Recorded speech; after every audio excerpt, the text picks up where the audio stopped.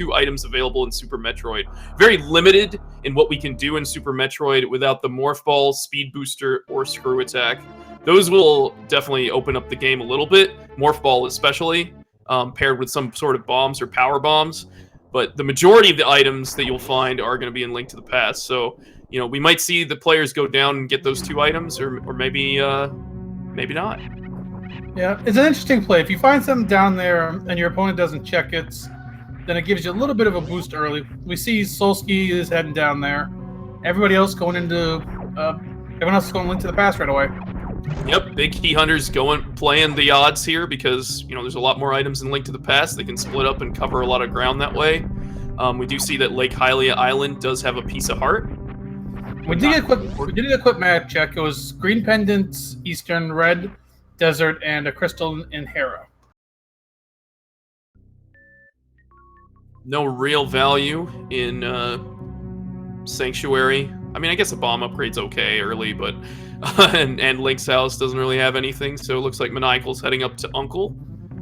There's a bottle on the Morph Ball location. It's an interesting decision not to pick that up right away. I guess it's not exactly the most useful thing. There's 4 in the pool, but at the same time, it would give you the opportunity to check Sick Kid. Nice damage boost there from Solski to be able to get that E-Tank, vanilla E-Tank, I guess. Yeah, technically that's vanilla. We see got a hula hand from Barnage here.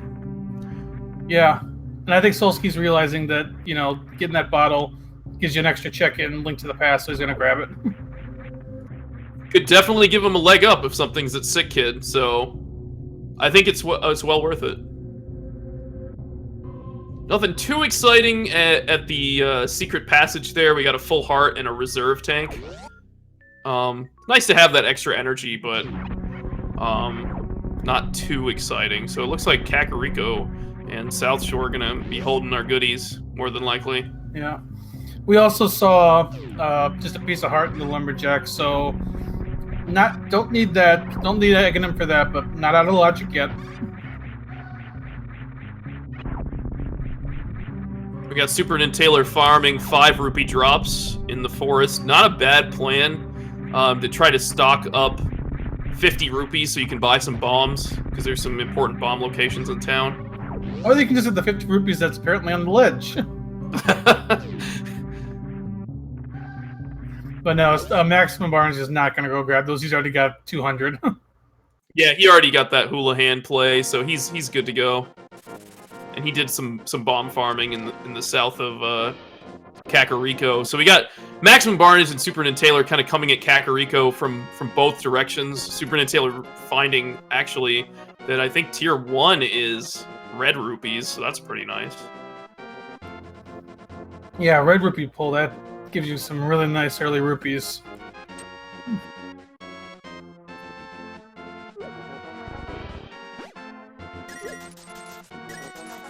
Alright, we get a look at Chicken House here from Maximum Barnage. Oh, wow, that has a bottle. So unfortunately, Solski's early play is not going to pay off. Yeah, I can check that Sick Kid immediately, and I'm sure they will realize that very quickly. But he does have a B. Oh, but Sick Kid has a hammer. Oh, man. Well, that's a great item to find early. Great weapon. Will help us unlock, one of the puzzle pieces to unlocking the Dark World. Yep, we still need a Moon Pearl and 1 of 2 gloves. 5 items in Blind's house. Maniacal is checking 4 of them, unless he does find some bombs here.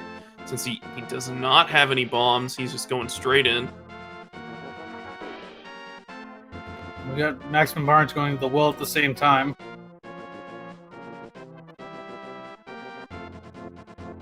No bombs for Maniacal. And just some cash and nothing too exciting there in Blind's house. There's a hook shot in the well, and a mushroom. Wow, okay. Finding some sweet items. I mean, the hammer and hook shot they don't immediately unlock anything, But they will once we have access to Death Mountain. Gonna find out what's in the back of Blind's hut now. I guess it is of note that we did find power bombs in Blind's house. Sometimes power bombs can evade you, but it looks like that's not going to be a problem for these guys here. And we did find a super pack in the forest. So these guys have at least some ammo of every type. So Solski's probably thinking right now, oh man, that was a good play going to get that bottle. And he's about to get disappointed. Immediately disappointed. Both of those guys actually buying bombs there. So I think we'll probably see Maniacal head down towards the South Shore. Although they do have a few options. They can go up to Hyrule Castle Escape, which maybe Maximum Barnage is doing that right now. They can go over to Sahasrahla and Eastern Palace. Another option. Yeah, we'll see. With Maximum with a hammer, I definitely could see him doing the front of Escape right now. SuperNinTaylor, we'll see if he goes to South Shore. Wouldn't be surprised them splitting it up that way. Maniacal doing a block clip, so you only have to come into the dam here once. Oh, I love having hook shot or mirror through here.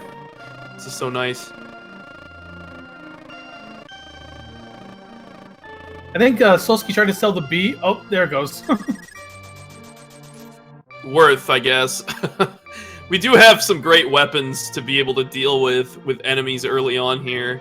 Like hookshot is fantastic in Mini Moldorm Cave that Maniacal's heading towards, so I think selling the bee is definitely a good play, kind of forward thinking for Zora. Yeah, Maniacal also found some blue mail, which is very nice in these seeds because in a lot of these seeds you end up with low health, so getting something like blue mail early will make it easier to deal with a low health seed. Yeah, I love finding blue mail early. It's just the nature of co-op. Since you're splitting up, you tend to just find hearts in different places, and one person may just end up with all of them, and the other person may not end up with very many of them. So that is just a nice thing to find early. Well, nothing really in Mini Moldorm Cave, unfortunately. So that's some ammo, but that's about it. Yeah, and it is of note to be picking up and noting all the mostly super packs that you find, the super missile packs, because you're not guaranteed to find charge in a very convenient location. So you may want to, get as many super missile drops as you can. Yeah, we've unfortunately seen some races determined because a team didn't find charge beam and went to Mother Brain without enough ammo.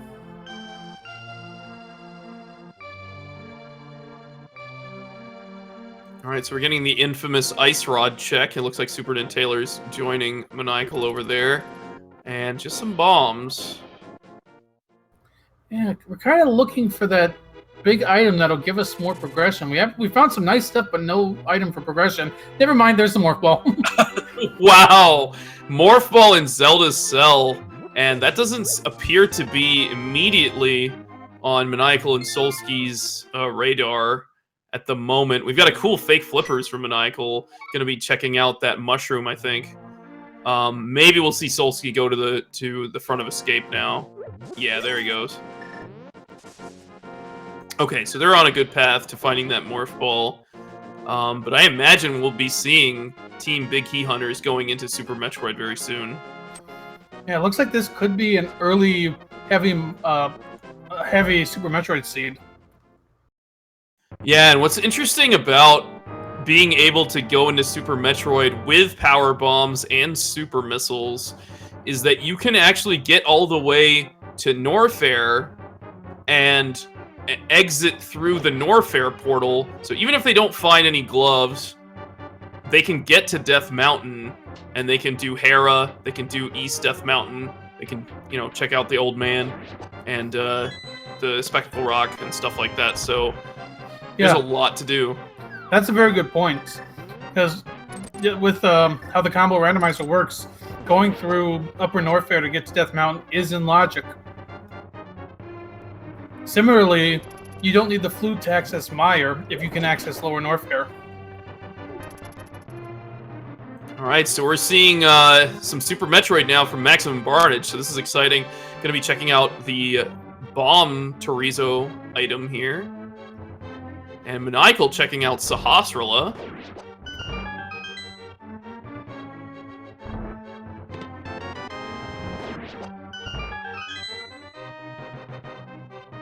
Oh, there's a flute. Never mind on that flute point. Wow, we got some nice blue items there. Bloomerang, the flute.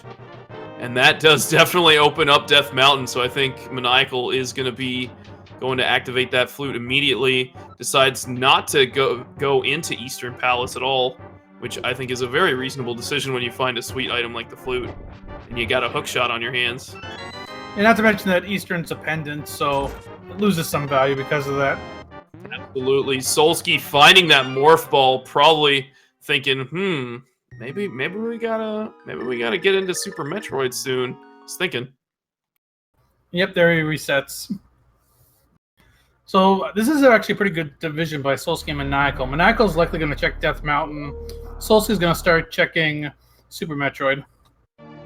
Yep. And it looks like SuperNinTaylor has picked up his morph ball. So maybe we'll see both players jump into Super Metroid, or maybe we'll see something else, because they still haven't found that flute.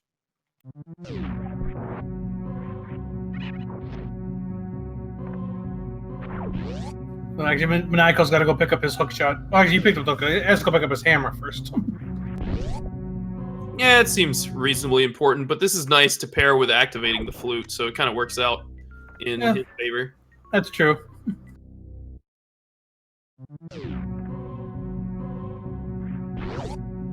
All right, super missiles. It is always nice to make sure you have those on hand, and Maximum Barnage kind of got bailed out there because he didn't pick up the super missiles in the forest. And it looks like Team Big Key Hunters is going to get that flute for their team, so that is really nice. Oh, Maximum Barnage resetting here. Interesting. I don't think he found anything important, so he's probably gonna, he's just gonna reset and just come back. The only thing is, if he doesn't find super missiles, his path is gonna get blocked here, not too far in the future. Yeah, he's gonna have some trouble in Green Brinstar, I think. Is he going? Oh, he's resetting his power bomb count. That's what he's doing. Because he spent some power bombs checking the 230 missile location. So he was trying to save himself some power bombs for when he goes down to Blue Brinstar here. That makes a lot of sense. Oh yeah, so that does. Power bomb management is big in these seas early when you don't get morph ball bombs, because you can easily soft lock. Yeah, you have to be very cognizant of your power bomb count, and if you soft lock, you can lose a lot of progress. So you need to know where you can farm more, and you need to know what you're capable of doing. And sometimes you enter an area like this Blue Brinstar Billy Mays area, and you could find something up there, but you also need to be able to have the power bomb count to leave. Ooh, Quake. Quake's nice to find. We don't know if it's going to be needed yet, but always nice to get at least a medallion off your mind. Definitely. Another super pack over at the first missile location.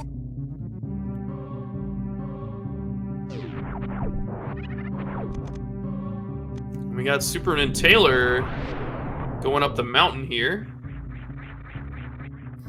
Yeah, first player up the mountain. This is going to be interesting. Now, if Hair is not basement locked, it's clearable. We're going to find that out pretty quick. If it's basement locked, they need a fire source still. There's so many supers here. Down in Blue Brinstar. Ooh, the Moon Pearl. Wow. That is a interesting... Oh, and Bombos. That's crazy. We got 2 medallions already and the Moon Pearl. It's amazing. And that's not going to elude Maximum Barnage here. He's going to find those in just a second. And yeah, it looks like Maniacal on his original trip into Kakariko forgot to activate the flute.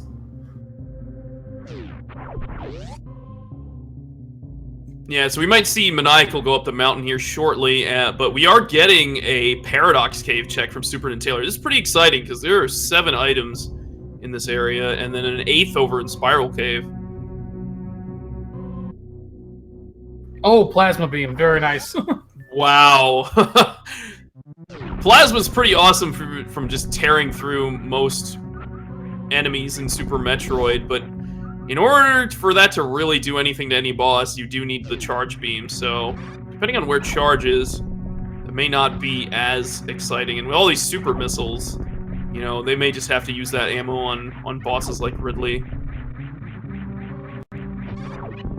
Wow, so many supers in Paradox Cave. That's so good. Yeah, you'll definitely take super missiles.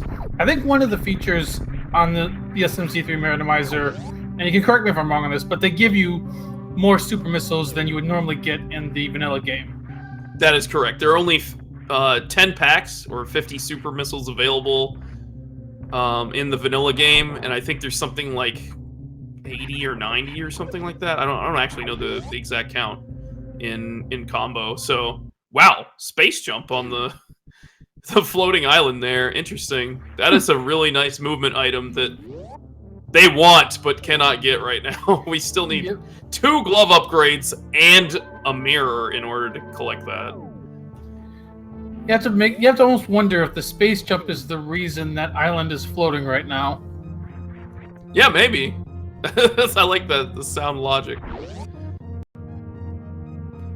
Okay, so a map in the basement of Hera. We're about to find out if this is going to be basement locked or not. Yeah, no fire source currently, so this needs to be a big key if SuperNinTaylor wants to be able to finish this.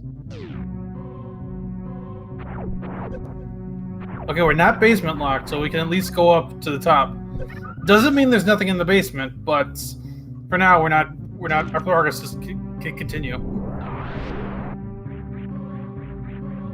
Yeah, and this is our only crystal in the light world, so I mean, at least it's nice to be able to finish it.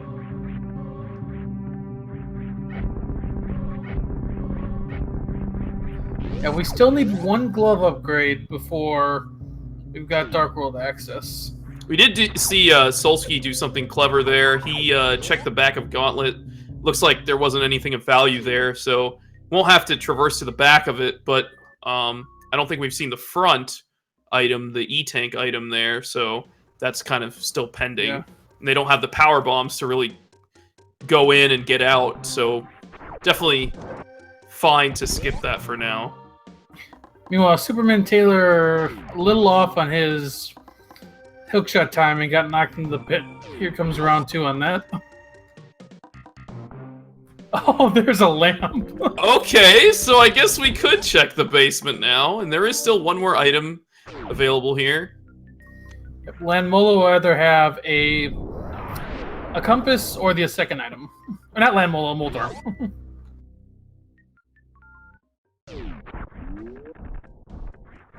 Didn't look like there was anything over in Brinstar Reserve, although we have 1 more item here. Solski, just a heart piece. Maniacal finding Plasma for Team Bootless Suitless.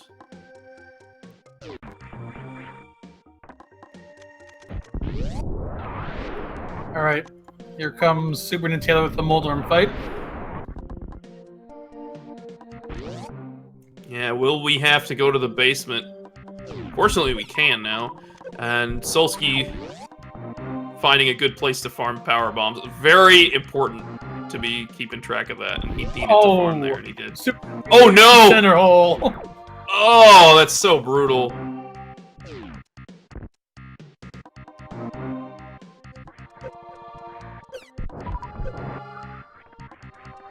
He's got some perseverance, though. He's going back. Let's make it happen. 3 hammer hits will do the trick on Moldorm. Yeah, 2 of them. We're just going to get the 3rd off quick enough. Solski about to check the Edakun item here. Flippers! Wow! Okay. That's nice. Those are absolutely required in the seed because one of Icer Swamp is a crystal. Yep. For sure. And, I mean, it unlocks some interesting locations in the logic, like Waterfall Ferry, and Zora, actually, and Zora Ledge, and Hobo. So SuperNinTaylor gets our first crystal. Was a compass on Moldorm, so there is an item in the basement. Yeah, more than likely we'll see him go down and get it. I think the combined randomizer tends to favor being thorough, especially when you're playing co-op. Because, you know, if you miss one thing, it can just, you know, end the run for you. Yeah, exactly. Maniacal gets hit by that Moldorm and takes a death. Not going to cost him much time, though.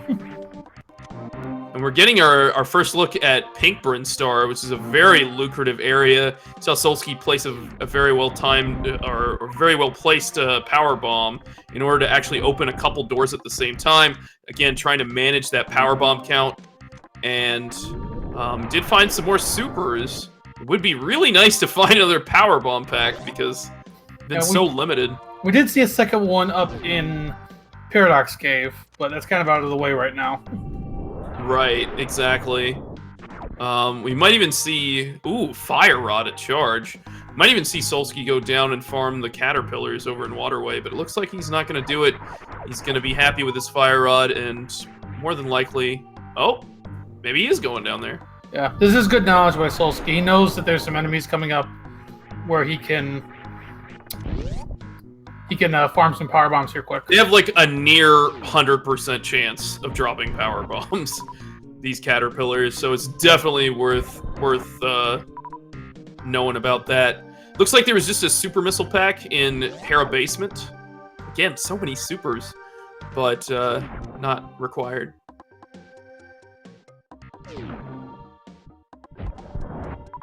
Yeah, Solski's taking a little extra time down here getting these caterpillars farmed for those power bombs.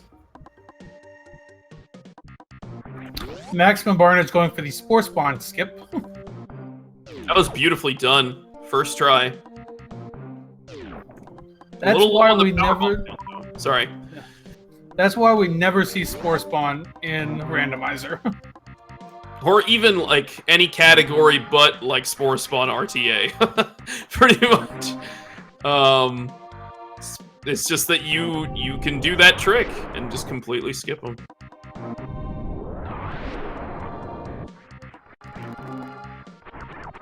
So it looks like Maximum Barnage is going to be attempting to farm these little red bugs that come out of the pipes for power bombs, but their drop rate is something like 4%. So... it's kind of a tough one. If you get lucky, that can be really good, but those caterpillars are the ones that are really going to help you. Yeah, if you really want, we can go back a little bit. There's room with some basically fireflies in there, and they have a near 100% guaranteed drop rate as well. The unfortunate part is he's at 0 power bombs. Oh yeah, he can't get. And he can't actually get through the wall right now. So I think he's hoping that he finds, you know, something that can help him get through here. Nice gate glitch there. Using the super missile. Rewarded with an E-Tank. I do think Maximum Barnage could keep going forward as well. I don't think there's anything that blocks him with a bomb location. And there is a guaranteed bomb drop. Actually, no, he can't get to that guaranteed bomb drop. He'd have to go... No, there's a guaranteed power bomb drop at near X-Ray. There's a frog that will basically always give you a power bomb. Yeah, I was just trying to think. Or you can go up Red Tower. I was actually trying to think, can you get through the block where that enemy is without bombs though? You can. You can just shoot it with your beam. Yeah, and that'll just uncover the enemy, and then you can kill the enemy with missiles. So that might be what we were gonna see here. Kind of gone into a little bit of a lull again. We're still looking for that next item for progression. Fire Rod's nice, but it doesn't really unlock much. Yeah, interesting that we found both of our fire items, actually. But we got SuperNinTaylor doing a gauntlet check, so we haven't seen this E-Tank item.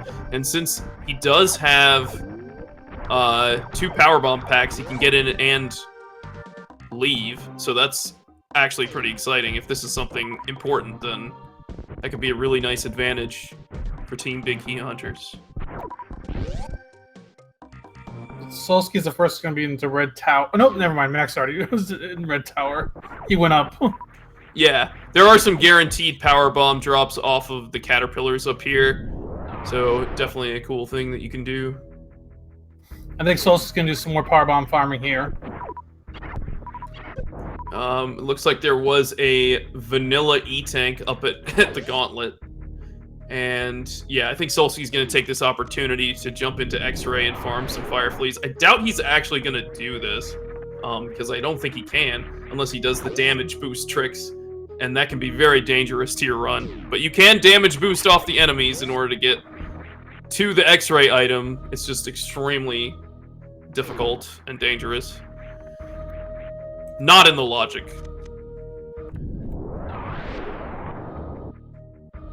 So Maniacal checked high jump boots, didn't find anything in that area. Maximum Barnage checked the first power bomb location. I don't think he found anything there. I do like this play from Maniacal, kind of splitting up and heading in a different direction. So they're kind of in different places, although they're going to be syncing up a little bit kind of soon. Get that bottom of Business Center check there for full heart.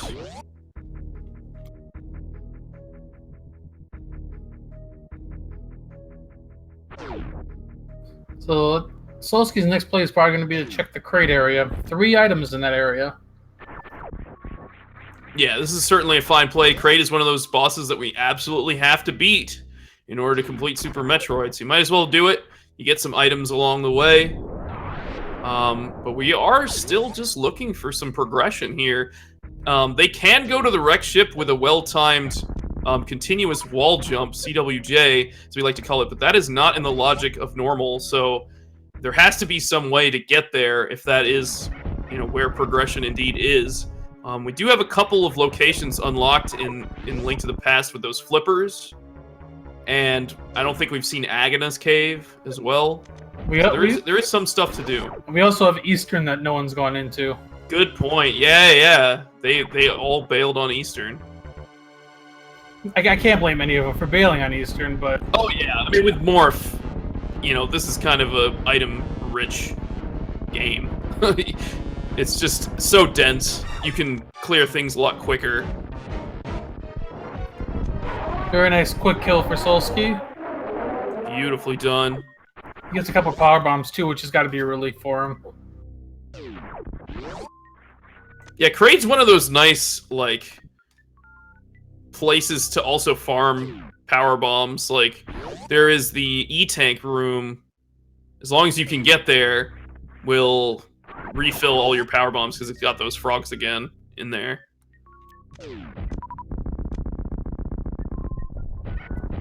We've seen only one of the crate items so far. Is Maximum Barnage going to try for wreck ship? It looks like he is. He's got a decent amount of energy and ammo, and he's setting up for that CWJ, continuous wall jump. I believe it is a 1-frame jump into a 2-frame jump. So it is a tricky thing to do, but he's using the moonwalk that you can set in the settings at the beginning of the game to try to set this up through the door. You can also do it from the previous room, but it can take a little longer. And there it is! Beautifully done. And Solski just finished checking the crate area. Unfortunately, no progression.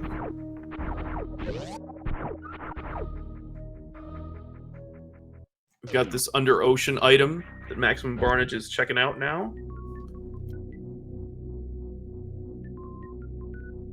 You're already there. Might as well get a heart for your troubles. Yeah. So it's looking more and more like those flippers might be our progression item. Yeah, definitely. I think Solski may be investigating that soon because he is heading right back into Link to the Past. With those flippers, you've got access to 5 locations. You've got the Hobo, and you've got the Waterfall Cave, you've got Zora Ledge, and you've got Zora itself. Since we don't have a power glove, Zora wasn't in logic until we got the flippers. Yeah, exactly. Yeah, in terms of Link to the Past, we have basically 7 to 8 locations. The 5 flipper locations plus 2 or 3 in Eastern. And then Agana Oh yeah, you're right, is Agana still too. unchecked. Yep. That's one that you easily forget about, or don't care about because it's just so out of the way when you don't. But we do have flute, so like it's not as bad when we can just flute directly to the desert area. Now, I will say one thing that can relieve the runners a little bit. Even though they found the lamp, they still need either 2 swords or a sword and a cape before Aghanim's in play. SuperNinTaylor needs to be really careful here. Holy smokes. He went into reserves there and almost died. He was down low, but he made it. Thank goodness. So Solski's gonna turn in this mushroom. I think he knows there's 300 rupees here, which is perfect for him because that's the money he'll need for Zora.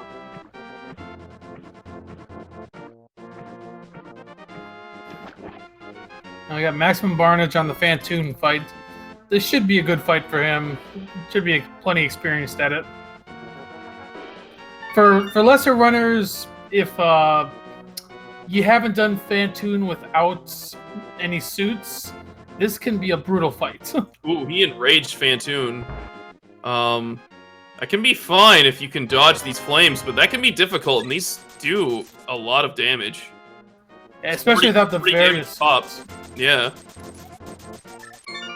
I think he lost like 3 energy tanks from that enrage. He did. He needs to be really careful with his health. I mean, that damage adds up very quickly, and if you get hit by just a few flames or by Phantoon himself, you're gonna be in a world of hurt.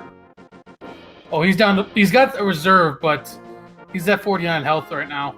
Yeah, I don't know how much he's filled in his reserves. He's gonna have to be a bit careful. Oh, he's got 3. They have 3 reserves. Holy smokes! And he had 2 full. So okay, he's doing all right for now. Just answer a question in chat. He doesn't have charge beam, so he can't pseudo screw. Exactly. Screw attack or charge beam would definitely help here, but that is just not an option. All right, we're about to see the hobo here. Some new information from Solski. Ooh, the gloves. There's our progression. It was locked behind the flippers. And that's immediate Dark World access. Yeah, so that is really opening things up. Yeah, I expect Solski to finish these checks and then head to Dark Worlds. and Maniacal will most likely be heading back into Link to the Past any second. And Barnage does finish off the Phantoon. Great job clutching that fight out. Had a little bit of an issue there with the enraged state, but managed to get through. His power bomb count is a little sad right now, but there are places to farm here, so he should be okay. There's our fourth. There's the bow. Wow. And the bow in the waterfall cave. That's crazy. So Eastern Palace and Palace of Darkness maybe looking like very attractive options right now. And it's making this sequence pick by Maximum Barnage look a little less attractive. Unless he finds something good here. Definitely. Those enemies that he just killed do drop power bombs. He desperately needs those. So you can see him scrambling to try to get them. He may just end up farming this room to try to get some more. So yeah, that opens up a ton in Dark World for Solski. He can do Palace of Darkness right away. He can go into Village of Outcasts, clear out Thieves Town. He can go check Hype Cave. He's got a lot of options right now. Definitely. And we're going to see this Zora check. There was just 20 rupees on the ledge. So nothing too exciting there, but just a piece of heart. It looks like Hobo was really the key. And that Waterfall Fairy is super sweet, too. Well, yeah. The Waterfall Fairy was definitely necessary there. Solski grabbing this 20. I think he's got Palace of Darkness on his mind. Oh yeah, he needs 110 rupees if he wants to do pod. Yeah, Maniacal, I expect to be heading back into Link to the Past any second. Yep, there he goes. He's gonna go pick up that. He's gonna pick up that power glove, pick up that bow, and he'll be going into Dark World as well. Oh, Solski's gonna check the back of Escape first, which is not a bad play. Still items back here. And with the lamp actually available, it is in logic to check the sewers chest as well. Got Maximum Barnage doing something cool here, using a power bomb to launch yourself up through the room to get to this wreck ship energy tank. So really cool and well done by him. And Solski found regular bombs in the back of Escape. He didn't find a key, so he knows now that the sewer chest is just a small key, so he doesn't have to go check it. Oh, nice. Or does he know that? Or no, he's gonna hula hand. Yeah, he needs that money, so yeah, he's going for it. And I think this will play well into a great route where he could hit up Hype Cave and kind of just route towards Palace of Darkness. Yeah, this will put him right out at Link's house. He'll be able to go straight to Hype Cave after this.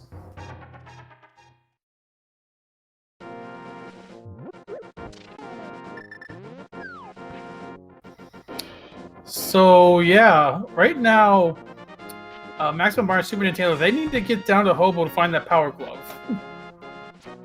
Looked like Maximum Barnage had a little snafu there at the wreck ship energy tank room. Oh, he's just farming power bombs. Okay, I was like, I knew he checked the item and he didn't like it and he reset, but then I was like, why is he going back?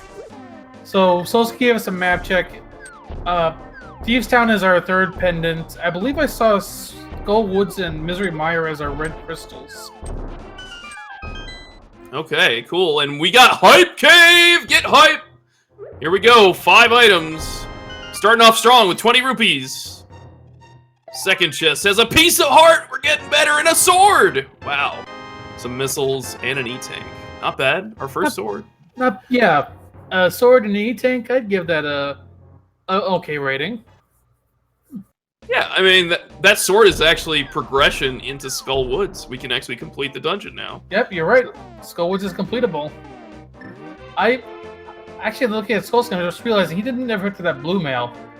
The Maniacal is stepping into Skull Woods himself. Well, I think he had already committed to the play. Like, you know, I like that Team Bootless Tootless is attacking this from multiple angles. Well, I mean, Team Big Key Hunters is as well. But, you know, they're splitting up the Dark World. You know, one's kind of doing the East Dark World, and one's doing the West. But it kind of works against their favor in this case when the sword is over in Hype Cave. Unless he finds a sword here. Oh, but he finds High Jump. That's not bad. High Jump is, like, arguably the best item in the game. Like, it impacts your movement in such amazing ways in Super Metroid. Just makes things a lot easier, makes things a lot more fluid. In some cases, it helps you with progression, like in Upper Norfair. So, just a fantastic thing to find. So, SuperNinTaylor's found the power gloves and the bow for Big Key Hunters. Maximum Barnes is going to finish clearing out here. I don't think he's found anything that really makes this a great play, unfortunately, which hurts them because it's a bit of a time loss. It is, but it will be done. And I mean, I expect Maniacal and Solski, unless somehow they get into go mode before they decide to go to wreck ship, to make this play at some point. Now, Maximum Barnes is having to do something kind of silly here. Gotta wait for these trippers to traverse all the way through in order to ride them to an item. And it's important to do so while you're here, so it's gonna be a little while. Unfortunately, Solski gets nothing from Catfish. SuperNinTaylor is going to be the first in the pod, though. Yeah, they have found the progression they need, so this is very good.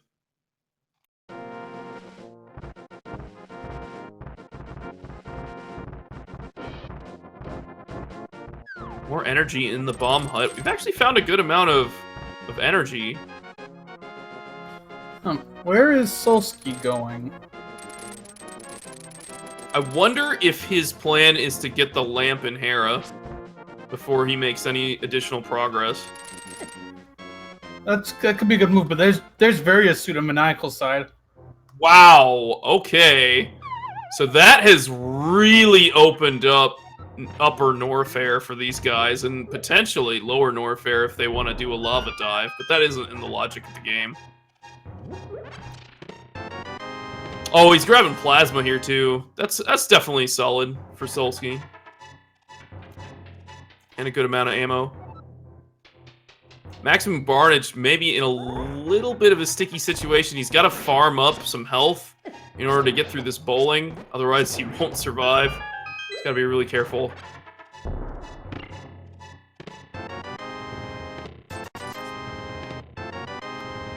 Ooh. Oh, there's the charge beam. Wow. Okay, so with plasma and charge, that is a nice beam combination. Probably don't even have to worry about ammo for the rest of the game. I think they would probably like to find another power bomb pack or two. But other than that... Yeah, that is a very nice find. Ooh, Maximum Barnage taking some hits here. This is not good. It's not getting the health drops he needs. I would probably just be farming that red bug just right outside this room.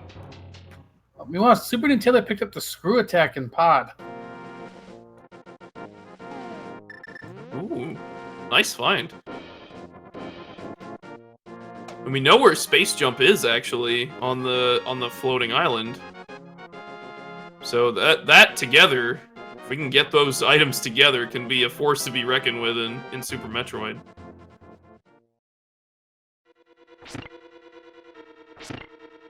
So Maniacal's gonna go back up his sword. He might go back over to Skullwoods. We'll see.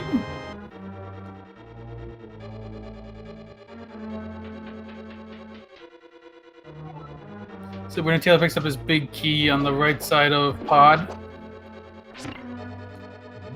And we got Maniacal picking up the sword there in Hype Cave, so maybe we'll see him head back. He's resetting. Yeah. Maybe he'll head to Wreck Ship.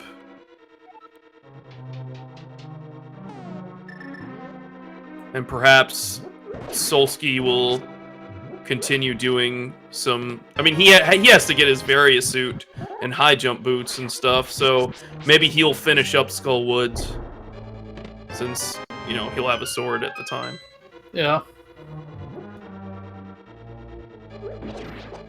So SuperNinTaylor is the one making our new checks right now. Let's see if we find anything else interesting in pod. Yeah, I'm excited for this. It does have that lamp. This is all within the logic.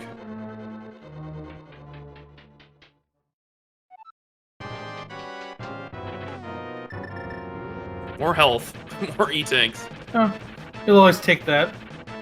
Solski gonna take on Moldorm. Or try to. Moldorm's feisty today.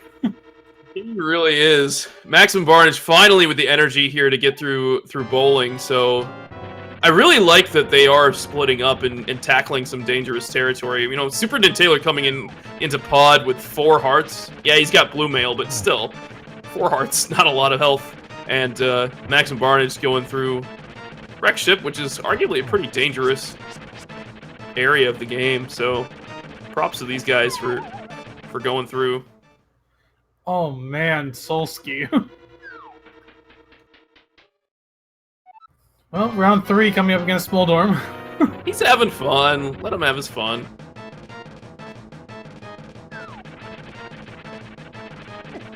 Oh my god, okay. I didn't... Oh, I caused that. That's all me. Alright, Solski, I'm sorry. Get it done.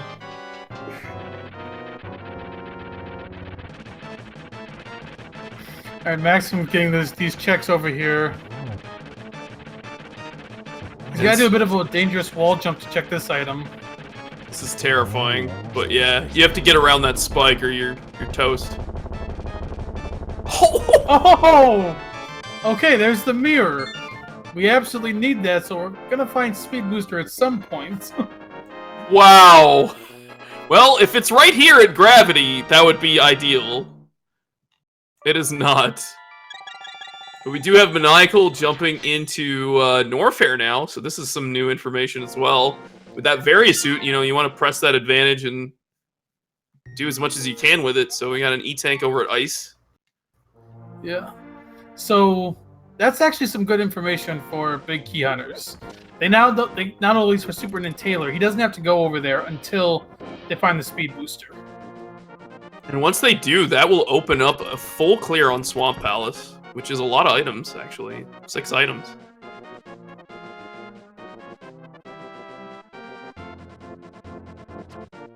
And I think Solski's finally going to make the pod play. I think he's wanted to do this for a while. Yeah, definitely. I think he just wanted to get some things cleaned up and good to go. Oh, maybe do an Eastern first. Well, you're in the area.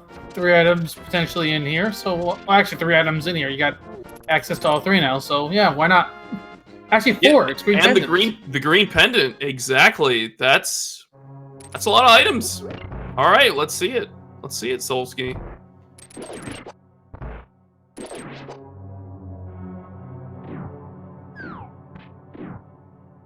Just some cash over at the Lava Missile for Maniacal there. Because we are seeing a lot of new information over in Norfair. Pretty item-dense area of Super Metroid, this upper Norfair area.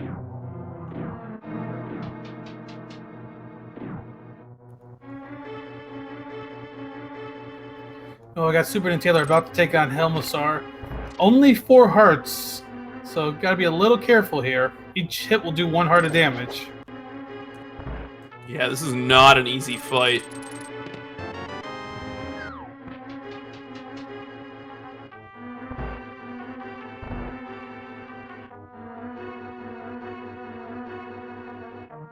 There's half magic in Norfair Reserve. Always a nice pickup. SuperNinTaylor gonna use arrows. Don't blame him. Ooh, he's gotta be careful. Really careful. He has a red potion if he wants to use it.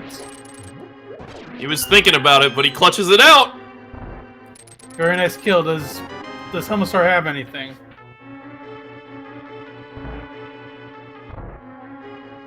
He has a fire shield.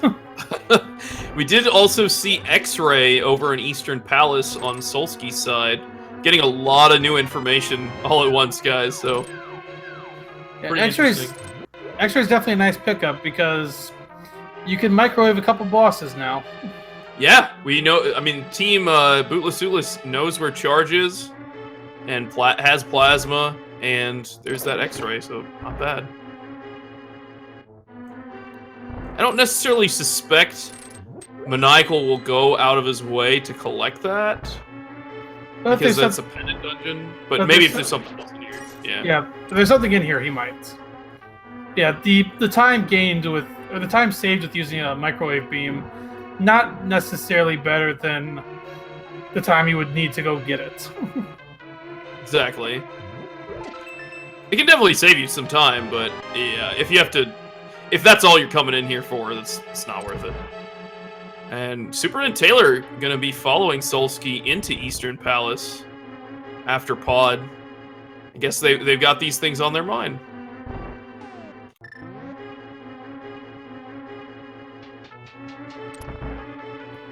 You know, Maniacal is continuing to check Upper Norfair.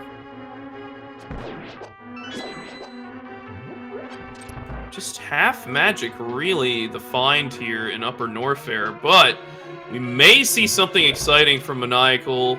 I mean, he hasn't done the Croc area, so we might see that, but then we may also see a Lava Dive, because with high jump boots and Various suit, you can actually get into Lower Norfair. It's not within the logic, but it's still something you can do. Yeah, I mean, they could access Lower Norfair too if they get the Titan's mitts. Right, there is a portal between Link to the Past and Super Metroid in the Misery Mire area. In the right shed.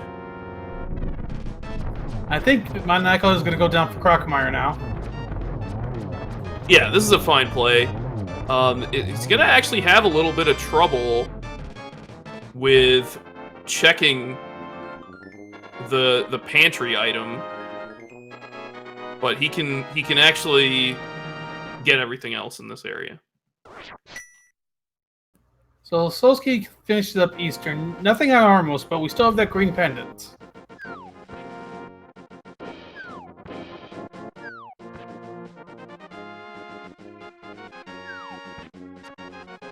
All right, here we go. Moment of truth for Sahasrara.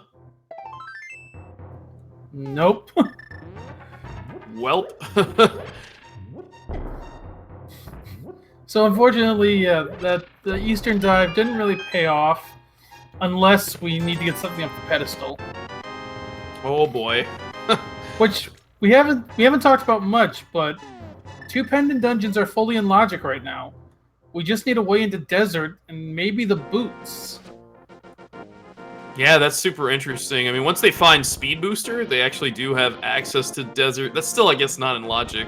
We'd need the mitts, or, I guess, Speed Booster and Gravity, because we know where Space Jump is. And Speed Booster would unlock Mirror.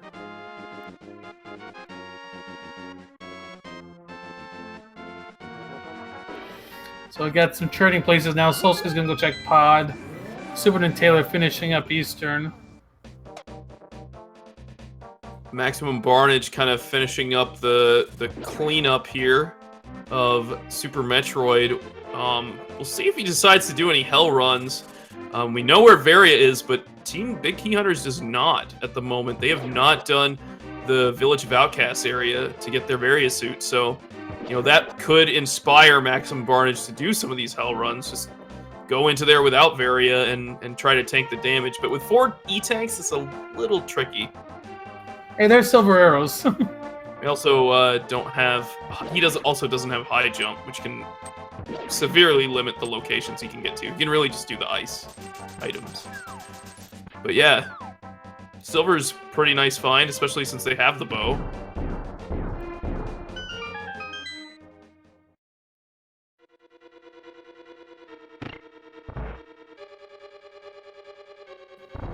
Some more supers over here. Yeah, and to clarify, the mirror is at Wrecked Ship Reserve, which requires Speed Booster to collect. So that is kind of an open item right now. Looks like Maniacal is going to have to gate glitch here in order to access the grapple item. This is not within the logic of the game, but it's definitely something you can still do. Players are welcome to use minor glitches to break the logic as much as they want. But you know, the logic of the game allows any player, you know, who's familiar with the mechanics, the base mechanics of Super Metroid, to be able to complete it. At least this normal mode. If you're playing hard mode, everything's off the table. Oh, Cane of Burna. A nice safety, but not what you want to see. No, not really.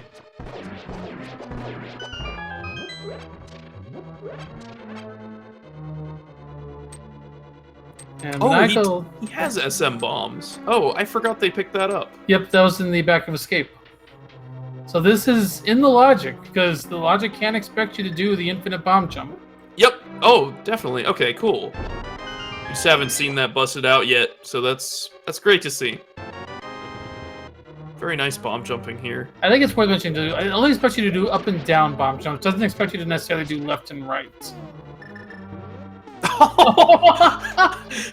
That is a funny location for that item. Wow. Grapple beam. I'm actually a little surprised Maniacal didn't go for it, because it does technically unlock a location that you might have to check. Yeah, and the intended way of collecting that item is supposed to be using grapple beam. But since we have other ways of doing it, looks like Maniacal's just gonna bail on that and hope that it's not required. Just unlock Shack Tool, and we don't have Gravity Suit, so it's... I understand the decision after messing that up. Yeah, it would take him another minute or so to get back up there, so it does make sense. Looks like Maniacal is going to be going for this lower Norfair play. He's just, if he had that grapple beam, he could have crossed over this pretty well, but it looks like he's just going to tank the damage or maybe go around.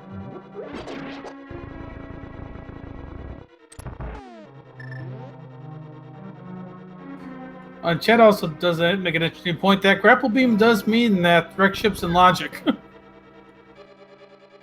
Wait, is he going back to pick that up?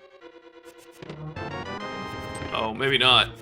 Looks like he is bailing on lower Norfair. I really thought he was going to go for it.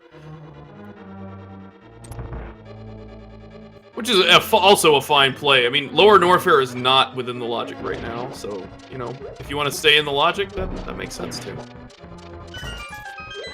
Looks like Team Big Key Hunters is finally going to be able to get their Variasuit shortly, because we do have some action over in Village of Outcasts. Looks like SuperNinTaylor already picked it up. Perfect. He is going to be the first into Thieves Town. This is a new check. We have not seen this yet. And this is a pendant, and he has already collected the green pendant over in Eastern Palace, so maybe he has... You know, they have a plan to have him do all the pendant dungeons at some point. Oh, that's nice play, though. There's the Titansmiths. Wow, okay, that's going to open up a lot. So that's kind of a play that Big Key Hunters needed. I mean, they weren't really behind, but, you know, with Maximum probably wasted a little bit of time. Well, he didn't really waste time going for wreck ship, but might have put him a little bit. Get that information about the mirror, right? So, like, that's kind of a cool... Yeah, that is good information. They have. Yeah. But so that's a big find for them, because that's access to Death Mountain. We still obviously need the speed booster to get to the mirror if we want to go for space jump, which I don't even know if these runners are going to go for. It's definitely a really nice convenience item to have. Yeah, I could see both ways. I could see them going for it because they know where it is and it's a quick item to grab. But I could also see them skipping it if it outlives its usefulness. Really depends how quickly they find that speed booster.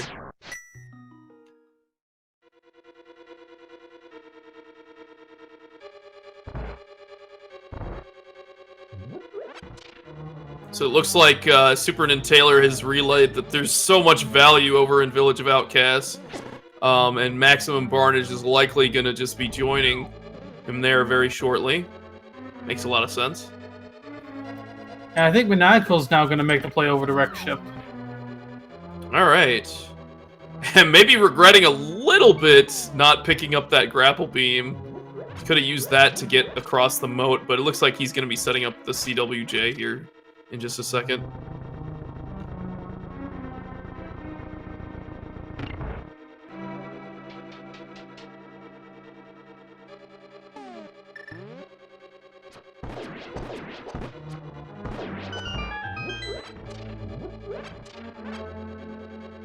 Nothing up at the top of Thieves Town.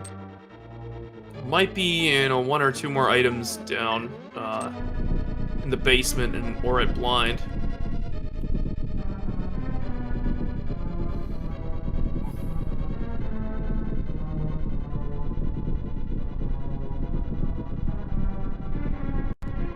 So if you are just joining us, this is Super Metroid and The Legend of Zelda: Link to the Past combined randomizer. This is a 2v2 tournament. We've got Team Big Key Hunters on the right there, Maximum Barnage and SuperNinTaylor, and on the left we have Maniacal42 and Solski of Team Bootless Suitless.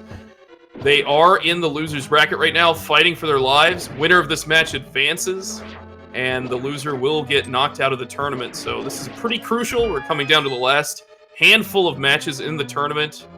So these guys got to make it count. Yeah, so we got Solski about to take on Helmazar. Maniacal's still working towards wreck ship. SuperNinTaylor about to give us a blind check. This is SuperNinTaylor still at 4 hearts. Blue mail, but this could be a little tough if you get off script. It is a bit tricky. I know we found Cane of Burna somewhere. But, that was at Grapple. Yeah, that was Maniacal that found Burna. Okay. Wow, this hammer blind is going so well for SuperNinTaylor. He's doing such an amazing job. The other thing that's nice is you can pick up that fire shield, and this is one of the few places where the fire shield can be very helpful. That was a beautiful fight. Well done by SuperNinTaylor. Major props. So, did pick up the Titan's Mitts from Thieves Town. Didn't really get anything else, though. But it's the second pendant. And that opens up so much of the game. Those mitts allow us to do the smith chain. We can check hammer pegs. We can go over to the mire area. We can do Dark Death Mountain. We can swim into Ice Palace with that Bombos medallion. I mean, there's a lot of options on the table. Yeah, one thing that is a little disadvantage for them is that they have not gone into Pinkburn Star yet and grabbed that fire rod, so they can't finish Skull Woods. Though if they go in the front, they'll pick up high jump boots. Yeah, I'm a bit surprised that they don't have that.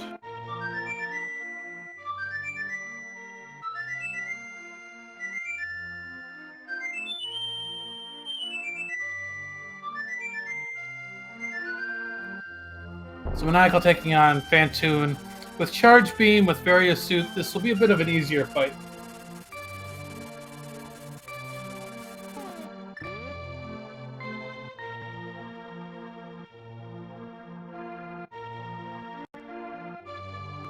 Just a full heart over in the Hammer Pegs. Not a bad pickup. Go ahead and grab that. And gonna have to save and quit with the dwarves. Kind of funny that they're both saving and quitting with the dwarves. SuperNinTaylor looking at his inventory, realizing, Yeah, no mirror. Sorry, can't do this easy. He started doing the hammer pegs. I think he wanted to have a fifth heart, but then gave up on it pretty quickly. Meanwhile, Maniacal enraged Phantoon, so... But with the pseudo-screw, this is not a big deal at all.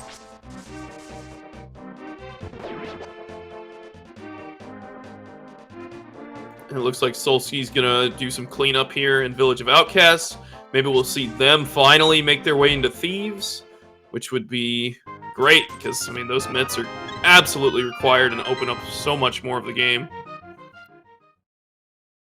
Well, if they're going to play the same strategy with one of them a designated pendant guy, Solski could be that guy. Very true, and he's going in. They will be well rewarded with those mitts.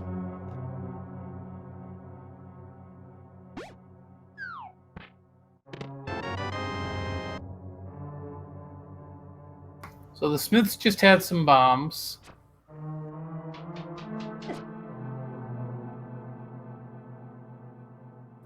And SuperNinTaylor most likely going to go right back in and get the chest right away. We'll see if they elect to try the front of Skull Woods. Yeah, with them knowing where Mirror is, it kind of makes like some of these checks a little more attractive. It's like, and with it being co-op, where one player can kind of scout things out. It's like, well, I know I'm not going to find the mirror to be able to do this anytime soon, or so like maybe Speed Booster is in the purple chest, and then I can use the save quit in order to get that. So, you know, I sometimes you just got to sink the time into all these tasks and try to get the item you need to make the progression you want.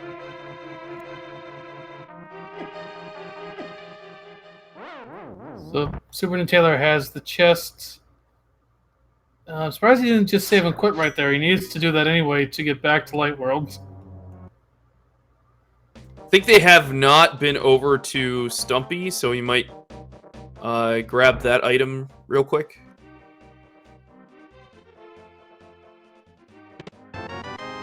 Or maybe, oh, he hasn't been to Hype Cave because he doesn't have his sword. I think he wants to grab that before he makes the play with the purple chest. That's a good point. Meanwhile, Maximum Barnage buying a blue potion, maybe a sign that he may end up in Ice Palace soon. With Bombos, he does have access. He'd rather have the Fire Rod, but Bombos is in logic. Solski going into Skull Woods, I gotta believe he's gonna clear this out this time. Since he's got the Fire Rod and a sword. Yeah, and he wants his high jump boots too. High jump, just such an amazing movement item in Super Metroid. Yeah, you're right. Maximum Barnage heading for Ice Palace. When I see somebody buy potions, I'm always thinking Ice Palace. This is a terrifying dungeon. Yeah, absolutely. You want to have a safety or two on hand if you need it. Just in case you need it.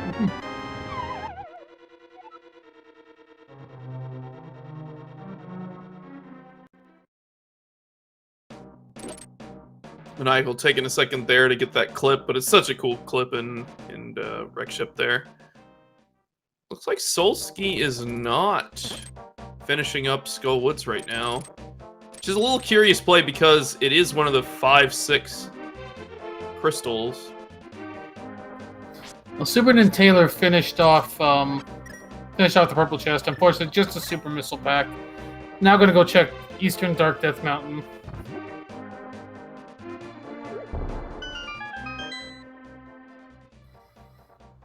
Looks like Solski still has more to do in Village of Outcasts. He didn't finish Thieves Town either. So I might go back into there.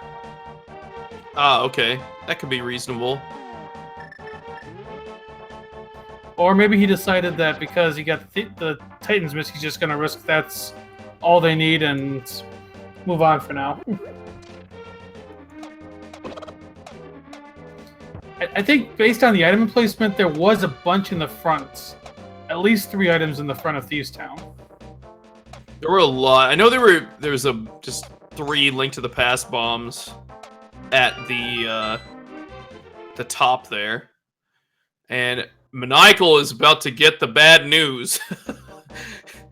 See all those speed booster blocks that you're uncovering? You're gonna need that item.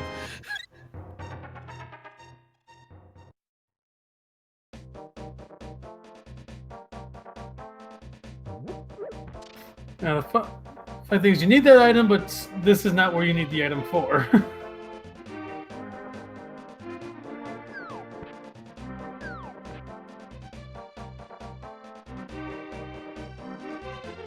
So true. I guess SuperNinTaylor had not done Spiral Cave previously. Maybe they just gambled on that. And so we're going to see our first Dark Death Mountain check from Team Big Key Hunters. So this is exciting. There's 2 chests in Super Bunny Cave. There's 4 more in Hookshot Cave. And we'll get to see the medallion requirement for Turtle Rock, more than likely. Yeah, absolutely. We also... Well, actually, no. SuperNinTaylor can't really get into Spike Cave because of his heart counts. It is in logic because we've seen where Berna is. But he would not have the ability to actually get through it. Yeah, unless he gets bailed out with, like, a cape here. Or, like, a... Oh, there are the boots! Wow! That is amazing. And unfortunately, you can't get to them without the mirror. So, you might need Speed Booster to get mirror to get the boots. Or book. I mean, we can find the book and get that item if we find the book. Now, we did find an amazing item in Super Bunny Cave. We found the red cane. That is an absolutely needed item, too. We need it for Meyer and Turtle Rock. Speaking of Meyer, we've got a mail upgrade over in the Meyer shed. Probably a welcome find for Solski since he's been sitting on green tunic the whole time. Did we get to see what the Meyer medallion was? I did not get a look at it.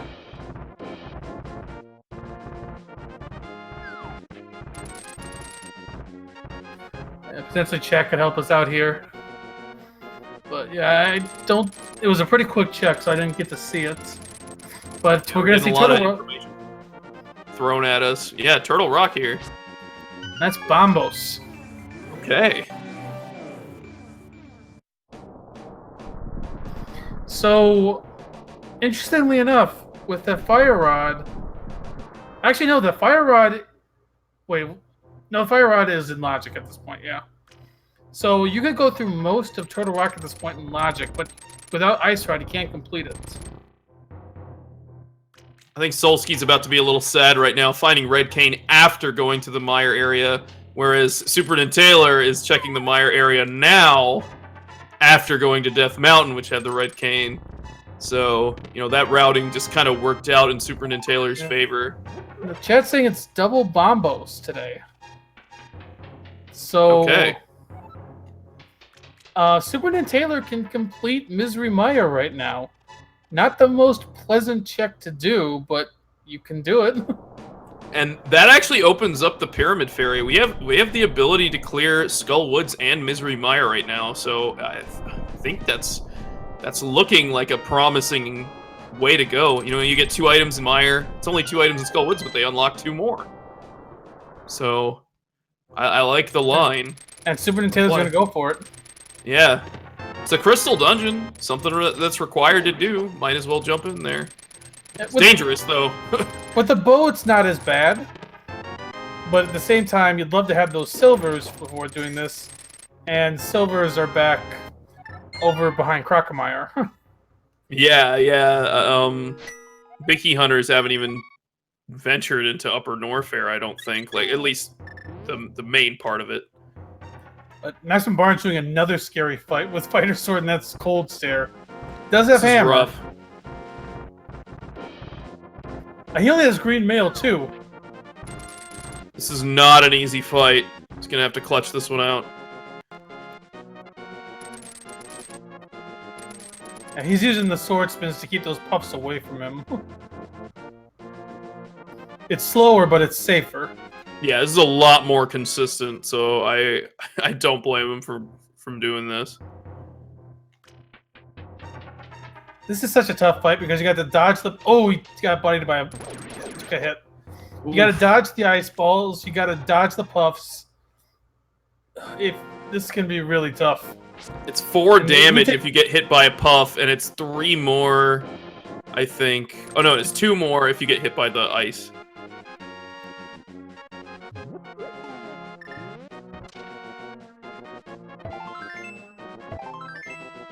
I think we're gonna see a Turtle Rock play here from Solski. Interestingly. Good amount of items in here, so this is gonna be a very nice check.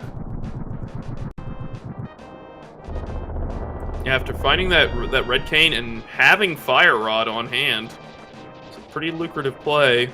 Now, even if we do find the Ice Rod here and are able to complete the dungeon, you know, that would be great. But we're still gonna have to leave behind Mimic Cave, which could troll the players later on. Yeah, exactly. You know, I'm just fixated on this Cold Stare fight by Barnes. She's got 2 puffs down. He's doing a great job. Just playing safe, playing consistent. He gets it. Very nice job by Maximum Barnage.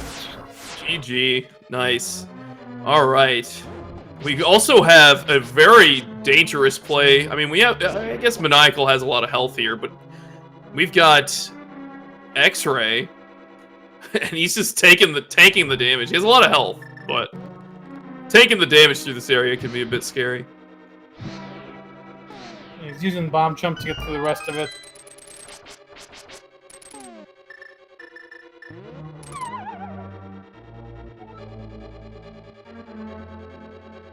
And just a bottle. Might be our last bottle.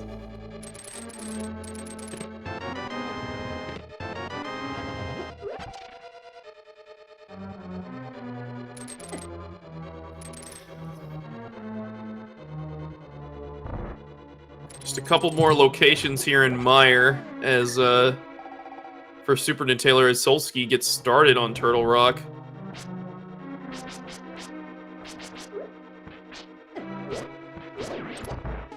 I think Maximum Barnage is going to go grab that Red Cane. Need to grab that either way.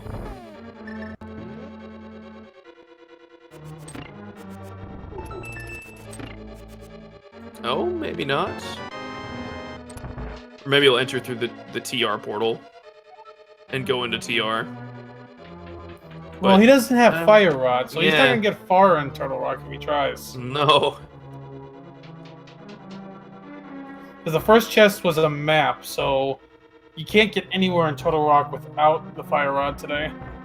In some situations, you could get all the way to Laser Bridge if the key placement's right, but not today. Vanilla, Big Key, and Meyer. This is interesting. We are actually getting pretty close to go mode. You know, now that I think about it, we need Speed Booster in order to get Mirror, which is required. We need Ice Rod to complete Turtle Rock. And I guess Gravity would be required for Meridia. But then I think that's it. Maybe another sword? We would do need another sword to kill Ganon. We have everything we need for Swampy except for Mirror, which we know where it is. We can clear Skull Woods, clear Ice, clear Mire. Need Ice Rod for Turtle Rock. Technically needs the Gravity Suit for Dragon. So yeah, we are pretty close, actually.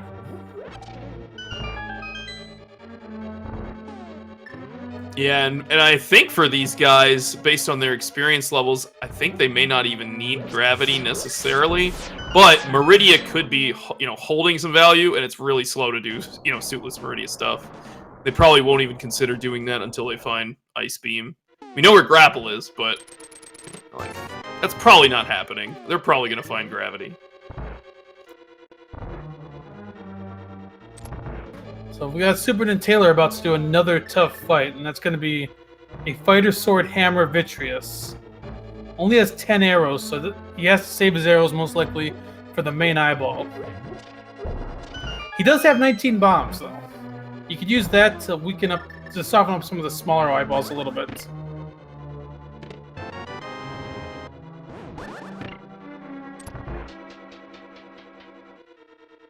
Ooh, has to be really careful with the health here.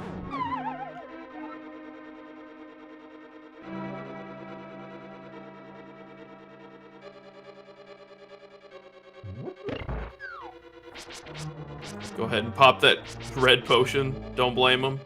He's gonna go for some spins. It's gonna be a little slow, but it'll get the job done.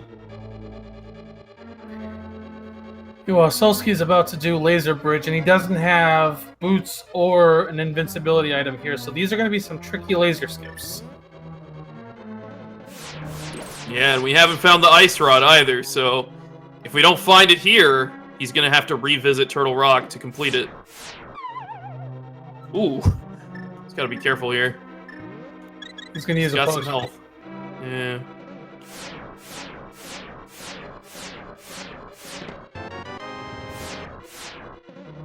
There's the needed key to advance to Trinex.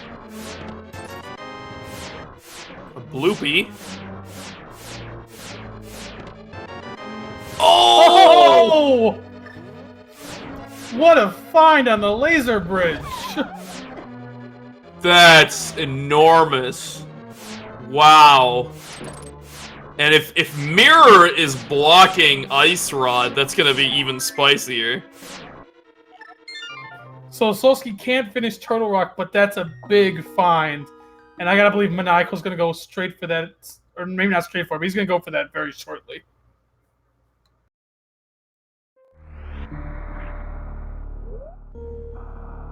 So, I mean, Big Key Hunter's not finding that Fire Rod is hurting them pretty badly right now. Yeah, I'm guessing that Maximum Barnage, when he was in Pink Brinstar, must have just not had the power bomb count to support checking that location. And therefore just didn't get what he needed there. SuperNinTaylor doing a very good job on the big eyeball here. Vitreous down.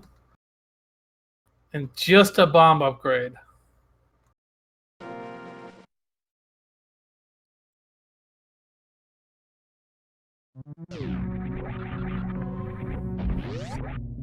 Alright, so I think Solski's gonna do Criteria Supers here. I'm not sure if we've seen this quite yet, so I think he wants to just kind of clean this up after doing a little moonfall there.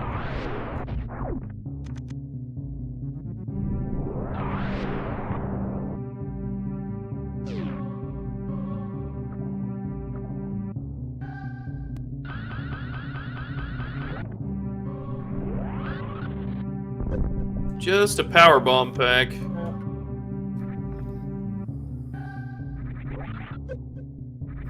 So SuperNinTaylor's heading back into Upper Norfair. Most likely going to check some of these locations yet, since their team hasn't. Definitely a solid plan. There's a lot to check there. He will be able to find Grapple. I guess he's going to clean up Kraid first. Oh yeah, he hasn't done Kraid yet. So, that's where the Fire Rod is. The Fire Rod was at Vanilla Charge Beam.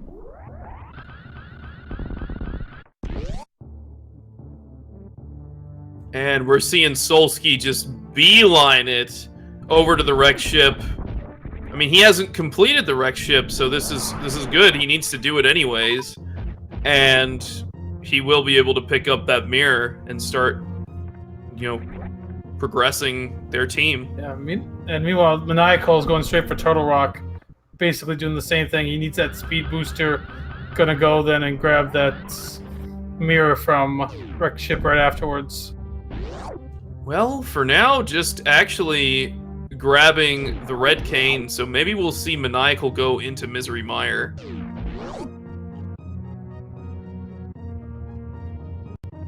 Oh, Book was in Mire. I missed that completely. Oh. Interesting. So, that's very interesting, because that puts Desert in the table with the boots right outside Desert's. Oh, that's so good. Wow. So, that does put the pedestal in play. That's... oh my goodness. Well, we can have Ice Rod on pedestal. We can have Gravity on pedestal. And if they know Gravity's on pedestal, they're probably going for it. So I was about to say maybe they won't go for it, but the dungeons that are guarding it are so short that I think they would. Yeah, for sure. Another interesting thing that's on the table right now that we haven't really talked about, but I mean that's because it's a little bit annoying with bomb jumping, is Lower Norfair is in logic, because we have the flute and the mitts and the moon pearl, so we can get to I mean, you don't even need the moon pearl technically. You can get to the Mire area and then go into Lower Norfair, and we can bomb jump up through some of the rooms in Lower Norfair in order to make progression. And you don't need gravity for that, you just need Varia. So, and high jump helps a lot too. So, yeah. But it's definitely an available option. But you could also, if you really want to, grab space jump before you go into Lower Norfair. You don't absolutely need it, but it would help a little bit. Oh, it would be amazing, yes. I mean, I agree that is the thing to do. Especially with them knowing where Screw Attack is. That can help a lot in Lower Norfair. But, that is something that's completely available right now, and there's a bunch of items there, too. And an important boss that we need to kill, Ridley.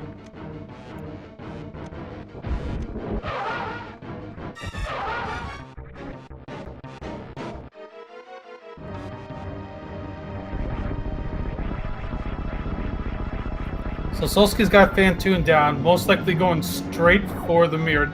I don't think there's anything else you really need to grab in wrecked ship.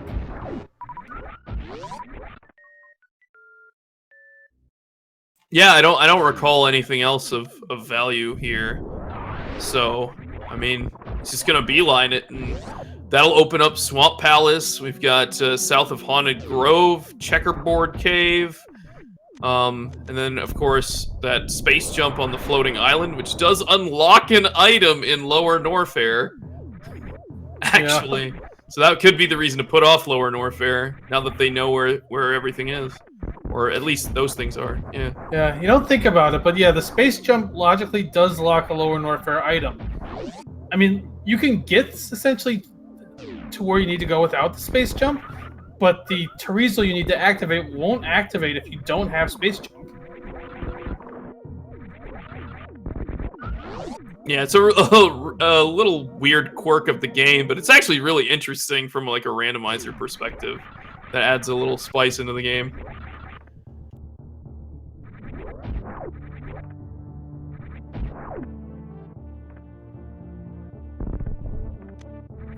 Yeah, we're seeing Solski go straight for this. Well, Maniacal is not going to go for the speed booster into the mirror right away. Going to do some checking out Ice Palace first, which is a good division of labor here. Yeah, they haven't actually been in here yet. We know that I believe it was Maximum Barnage did not find anything here, but it's a required crystal. Something got to do. It's got 3 items. Might as well check it out. And a Barnage to check Ether Tablet. I actually think it's vanilla Ether, because I think it said this magic coin freezes everything.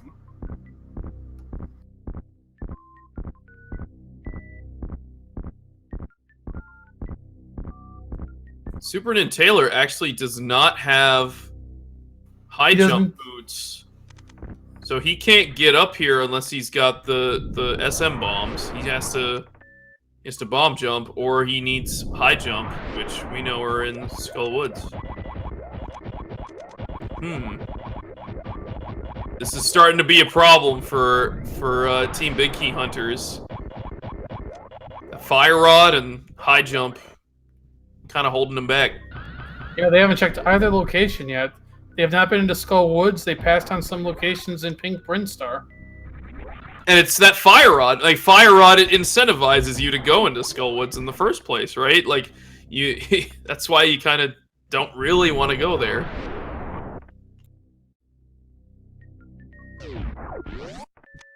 Solski's grabbed the mirror. That opens up more in Link to the Past.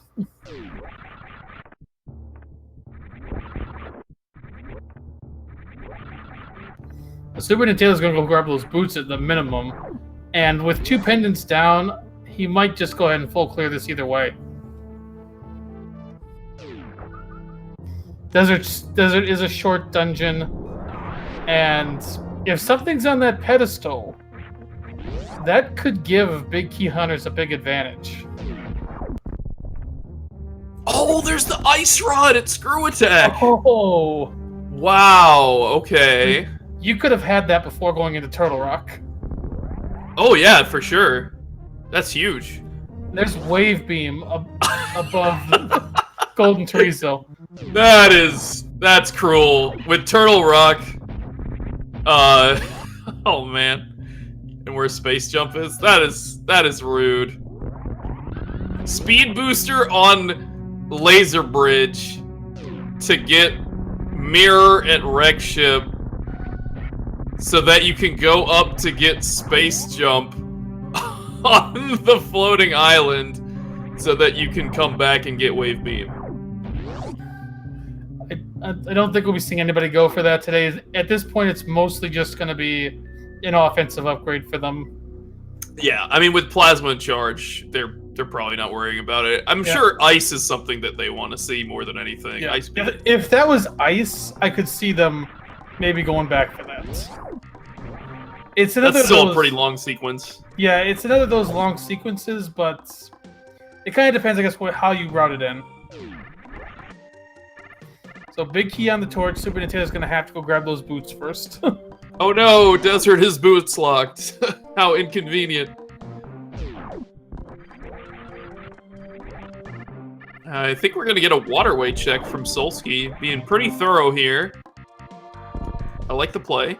You know, while you're here in Super Metroid, might as well make the most of it. I think Maximum Barnage wants those boots. Yeah, boots are a pretty nice upgrade.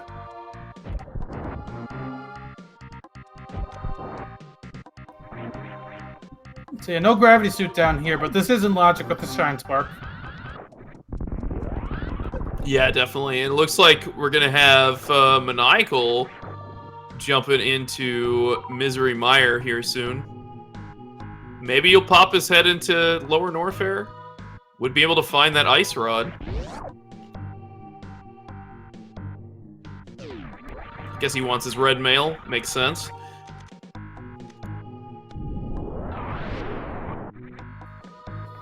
So we do have an item on Land Molus here. We sure do.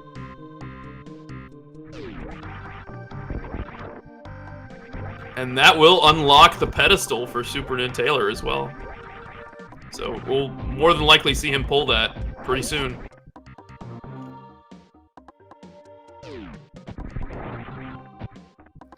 Did a little bit of a risky speed glitch there. It's risky because if you don't control yourself well enough, you're just going to jump right off that ledge and have to go back through deserts.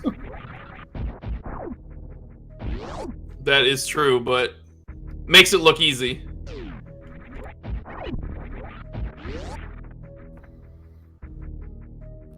So what is Solski thinking now?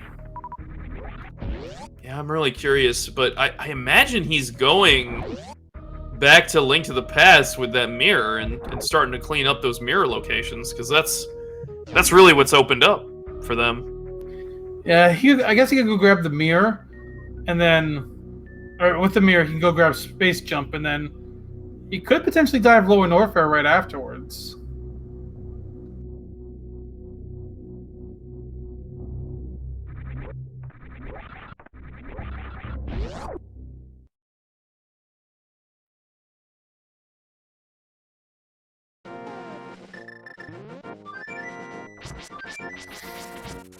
So we got SuperNinTaylor unloading his arrows before bringing out the hammer.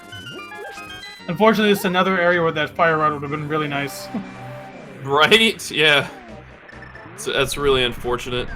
Or even like the ice rod that Maximum Barnage found in Lower Norfair. Looks like Maniacal did pick up the book there.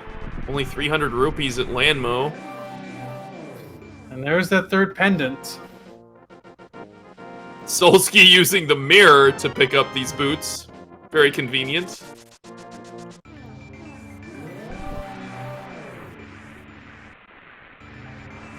Alright, will SuperNinTaylor go check that pedestal right now? Looks like he is. Well,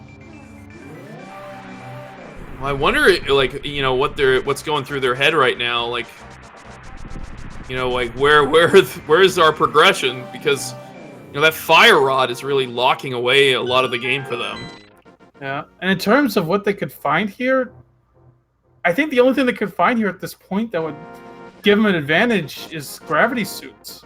Exactly. Spring Ball may not be a bad find either, because that kind of helps you get to Dragon as well, or get out of Dragon, really. Oh, but they still haven't found the grapple beam. But here we go, pedestal hype!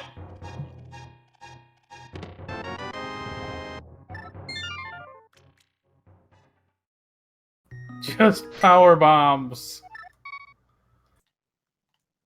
Well... Now the question is, will they remember that they've missed some locations in Super Metroid? And will they go back? Because it's at Charge Beam. That's really what they need to check.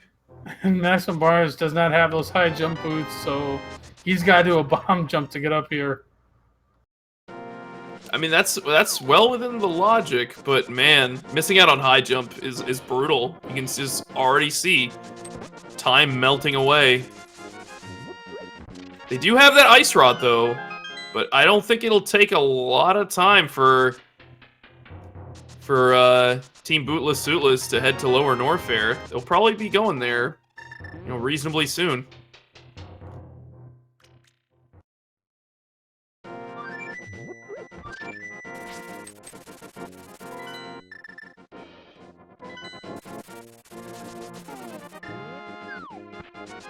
Looks like SuperNinTaylor is going to continue through Lower Norfair, or is considering bomb jumping through.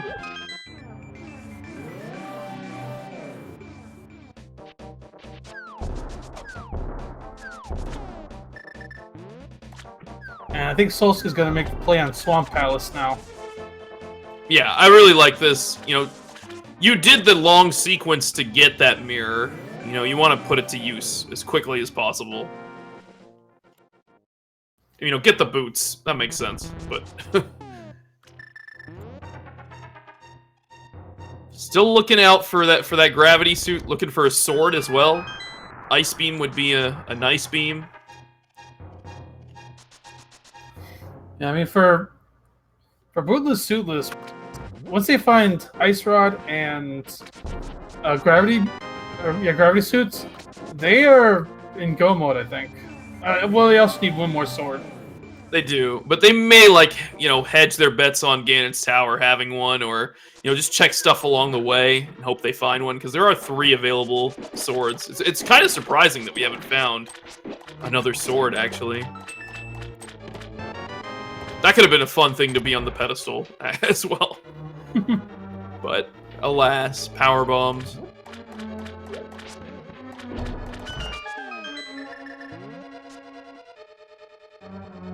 I think what Maniacal is trying to do is find, you know, do whatever he can to find Ice Rod before going into Turtle Rock. And if he does dip Lower Norfair after Meyer, then he will be able to do that and complete Turtle Rock in one go, which will really, you know, benefit his dip into TR.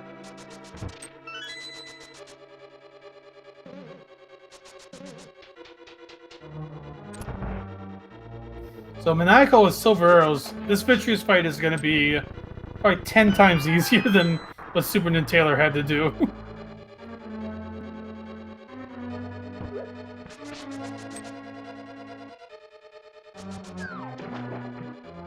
Yeah, with Silver's Vitreous is a pincushion.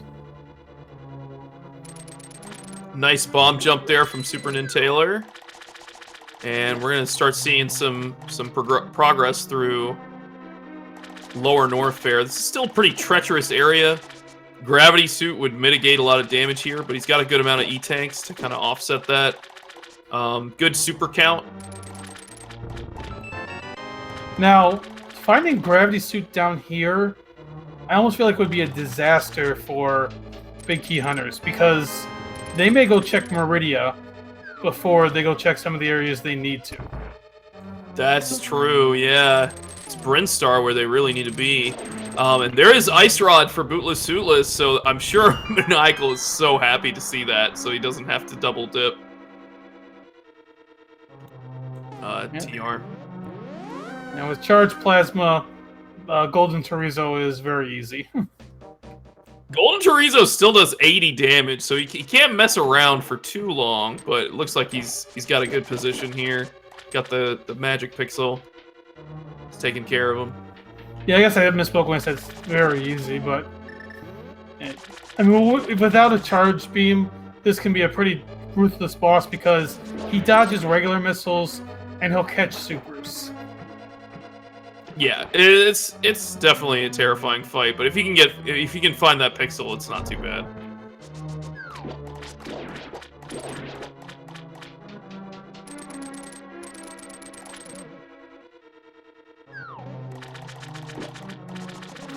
Now it does look like Maniacal will continue through Lower Norfair.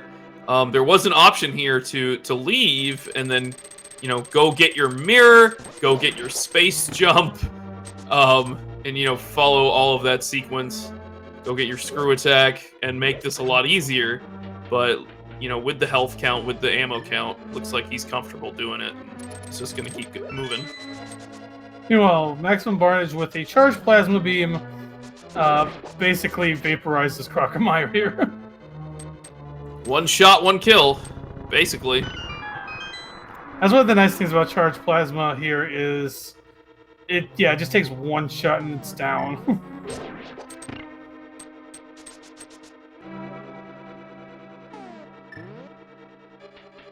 Alright, SuperNinTaylor through the dreaded amphitheater. That is a terrifying room. He is moving towards Ridley at a really good pace.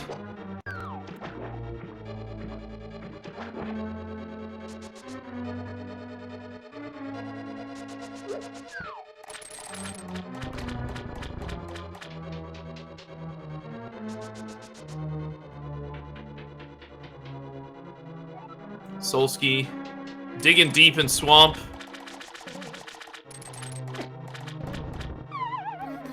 And nothing so far in swamp, but he's only checked a couple chests.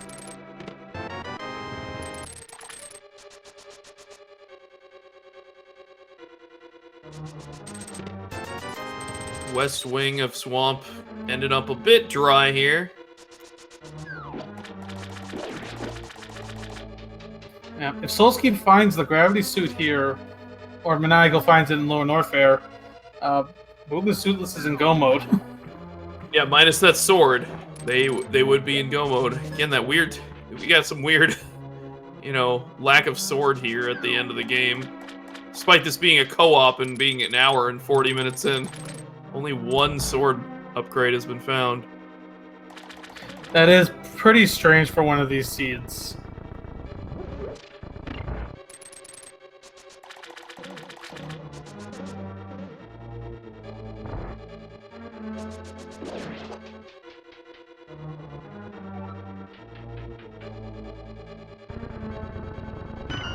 Maximum Barnage attempting to speed boost, but doesn't have speed booster, unfortunately.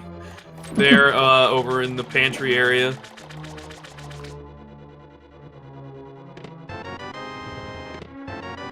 Ooh, and there's Spring Ball. It's a nice find. SuperNinTaylor heading down to Ridley. 41 supers. He only needs 30 to take out Ridley. Well, if both members of Team Bootless Suitless are comfortable with using Spring Ball strats to exit Dragon, you know, they just have to find a sword at this point. Because that might be enough, because they know where Grapple is. They haven't picked it up, but that could get them to Dragon, and Spring Ball could get them out of it. The only thing that could really be bad is if, for some reason, which this would be very rare in Logic, the other three swords are in Meridia. Exactly. That would be pretty terrible. Which, I mean, you could still do suitless Meridia strats to try to get through there, but I doubt they would want to make that play. They would probably search Ganon's Tower. The SuperNinTaylor's got Ridley down.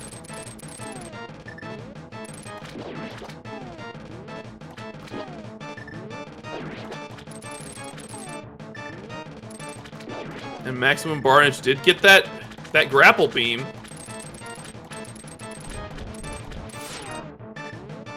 Solski a little bit slow with Argus with only a fighter sword.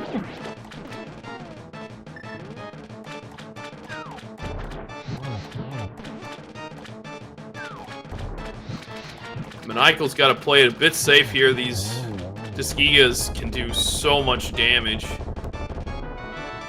And he does not have Screw Attack, which, you know, SuperNinTaylor has had the luxury of having that. I guess Maniacal's had the advantage of having high jump boots, which has been a real boon. They've both had kind of little interesting advantages.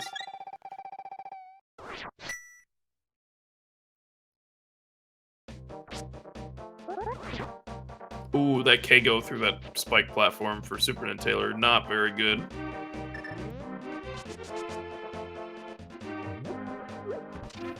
So, Solski's gonna check the ledge south of the Grove. After that, yeah, I mean, at this point, you might start just cleaning up Link to the Past.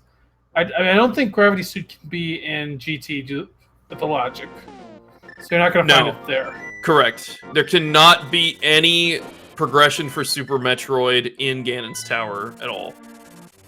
Just not even, like, not including Charge Beam. Charge Beam is considered progression as well. So that is just a fact that as long as they understand that part of the logic, you know, they don't have to search GT for gravity. It looks like find it somewhere else. Looks like Solstice's gonna go finish up Skullwoods, though. I don't know if there's an item still. I know they found high jump in the front. Not sure if there's another item in here or not. You might be doing this just to prioritize the pedestal check as well. Plus, it's a 5/6 crystal. Oh yeah, which could help with Pyramid Fairy. Maybe we'll see Gravity at Pyramid Fairy. We still haven't seen that check.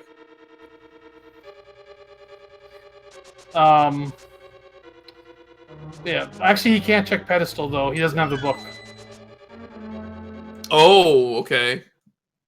Well, never mind.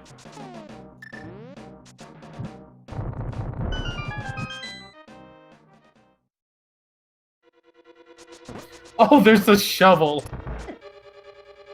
Wow. So yeah, you're gonna have to go pick that up on the off chance that guards your progression. Man. Oh, but there's gravity! Wow! Okay. It's in Lower Norfair. Unfortunately, as we mentioned earlier for big hunters, that might be a bad scenario for them. That is not good at all. They really need to get back to Brinstar to find that Fire Rod. Missing out on that Fire Rod is crippling, because that's opening up their progression into TR, which gives them Speed Booster, which takes them to the wrecked ship, which gets them the mirror they need to complete the game.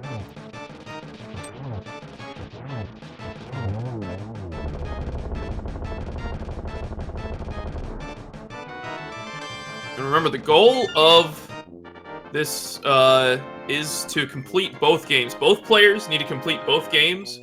Once the second player on a team has completed both games, then the team time is recorded.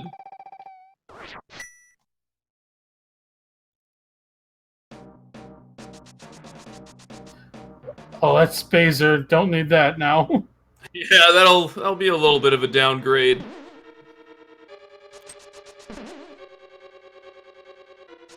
Saw it being there for a second, like, is that ice? Nope, that's Spazer.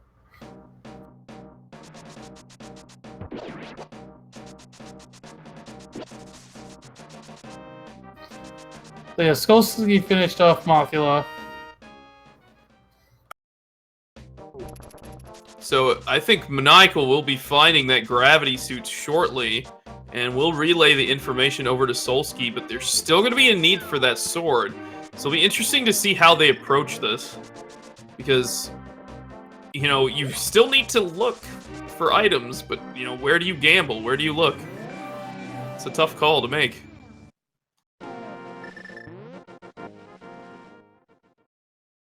The other thing with Solski is he's not picked up the silvers like Maniacal has. Now you can kill Ganon without silvers if you have Master Sword. It's just a long fight. Yeah, that could take a while, to be honest, but, you know, I know these guys know how to do silverless Ganon, so they will probably go for it, and they do have some bottles and stuff. They could probably keep some safeties on hand just to make sure.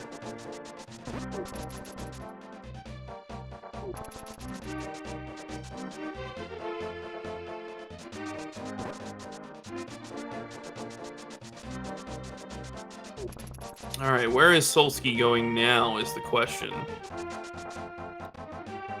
Well, we'll see if he changes course. Oh, that gravity suit changed everything. Yeah, that was a good reversal right there. Pick up the rock. Nope, there's gravity. Don't do it. I think they hadn't done purple chest just yet.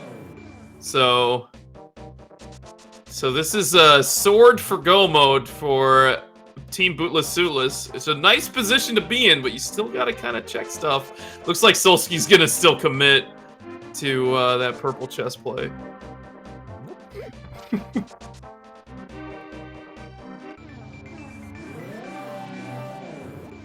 Yeah. He's going to continue to check some locations, just to try to find that sword. But I doubt they're going to do much more out of the way. Now, of course, with Mirror and Flute, the purple check's a pretty quick check for Solski here. Yeah, and I think, you know, Maniacal realizes he really needs to start moving on this sequence, because you have to do Turtle Rock in order to get the mirror to be able to make progress. So, like, he'll probably be spending a lot of his time kind of just cleaning up right now to kind of catch up in that tree of progression. So, I mean, Big Key Hunters still have a chance, but they have to get that Fire Rod soon, and unfortunately, my guess is SuperNinTaylor's next play is going to be Meridia. Yeah, that's more than likely what's happening here. And, I mean, maybe there are 3 swords in Meridia. You never know. Maybe that's also where Maniacal's going right now. We don't know. But I think they're going to try to... my guess is they're going to hedge that a sword is in Ganon's tower, and they're going to start clearing all the crystals. And of course, Maniacal is going to have to kind of play catch-up in a way. If he does decide to do Dragon and Meridia, they might be able to find something, but it's a hard sell right now, in my mind. And of course, SuperNinTaylor still does not have high jump boots. He doesn't have space jump. He doesn't have the grapple beam. So that's, even though he has gravity suit, it's still going to be a bit of tricky maneuvering through Meridia. Definitely. Solski is prioritizing Misery Mire right now, which he might be making that call to check out Pyramid Fairy, since he has done Skull Woods as well. Nice 2-item check there.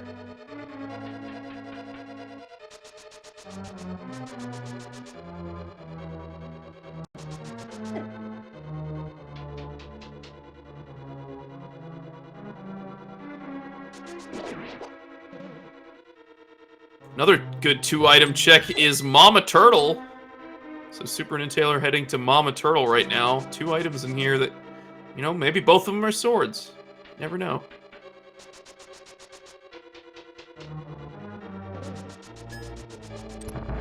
Vanilla Missile Pack. Which is not really much to say with Vanilla Missile Pack. You're going to get a couple of Vanilla Missile Packs in every seed.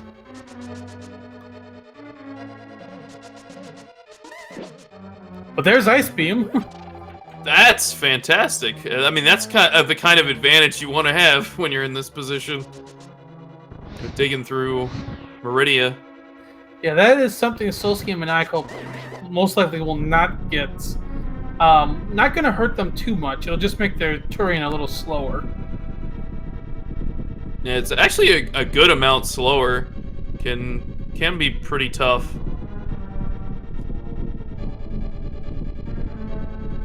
Looks like Maximum Barnage is going to be heading through Lower Norfair now. Maybe they think this is just the progression. Again, that Fire Rod sitting over at charge is the real problem. But Maniacal, as predicted, going into Turtle Rock, he needs to get his speed booster. He will complete the dungeon, which I think there might be an item at Trinex as well, so they'll get some new information there. Maybe a sword, if they're lucky. Unfortunately, SuperNinTaylor, without any movement items beyond Gravity Suit, he's still got to use some of these minor glitches to get around Meridia. Yeah, that's right. But technically, you could get to this area the back way. So there is a portal into the back of Meridia. So these items are still technically available by the logic. And they do know where Grapple Beam is. I believe Maximum Barnage. Yeah, he's got Grapple Beam, so they know where that is. So this is in logic in their minds. Yep. It's an annoying thing, but it's in logic.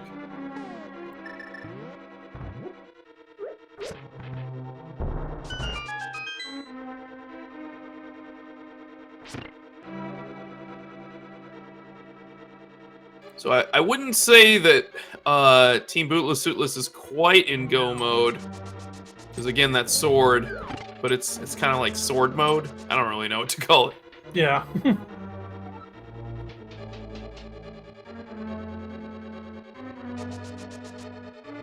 Now, Solski doesn't have the silver arrow, so he's going to have a bit of a long, vitreous fight here.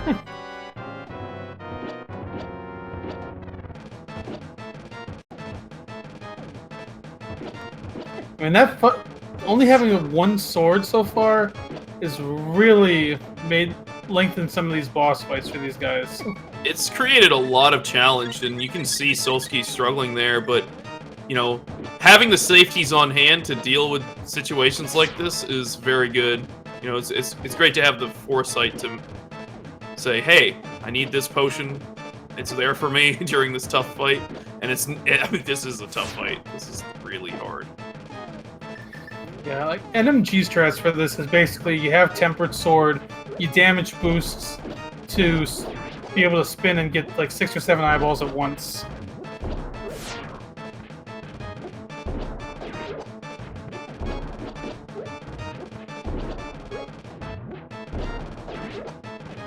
Maximum Barnage being pretty deliberate here with these pirates.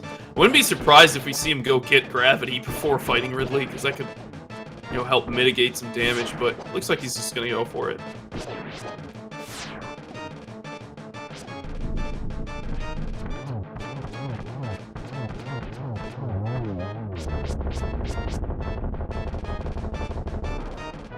So Solski's through Vitreous. SuperNinTaylor gonna check the sand pits.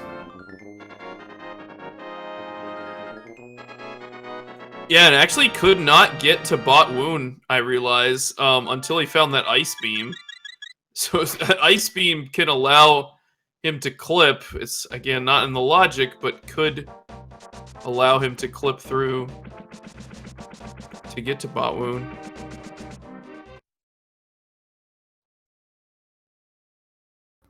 So it looks like nothing in the left pit. SuperNinTaylor resets. Solski grabbing his Ice Rod. Very good. Looks like he's going to set up a Spring Ball jump to get here through the Screw Attack room. Pretty cool trick you can do.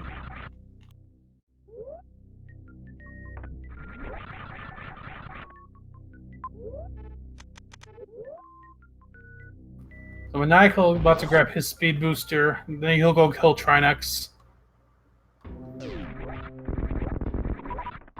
Grabbing that Bloopy for good measure.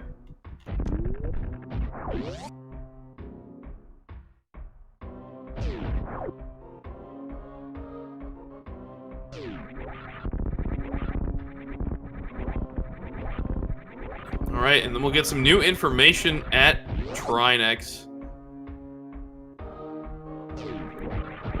I love this grapple farm strat from Maximum Barnage. It's just such a great way to like refill your health, your ammo, and stuff. Grapple is such a unique item. Yeah, it allows you to kill these and then also grab whatever they drop in the same beam. Actually, not in the same beam, but in quick succession.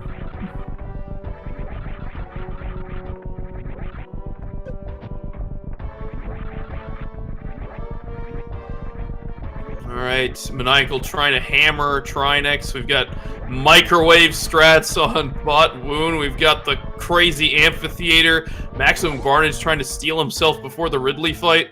All runners in pretty dangerous places right now. There's a fourth bottle. Oh, okay. We had one more left. And without speed booster, SuperNinTaylor has got to use bomb jump strats to get through this. Wow. Not the most convenient, but you can still do it. Phase 1 of Trinex down. Maximum Barnage almost done farming here, I think. So Maniacal got to do hammer Trinex here. That's not so hard though, and he's already got it down. Maximum Barnage taking on Ridley. 30 supers is all you need for Ridley here.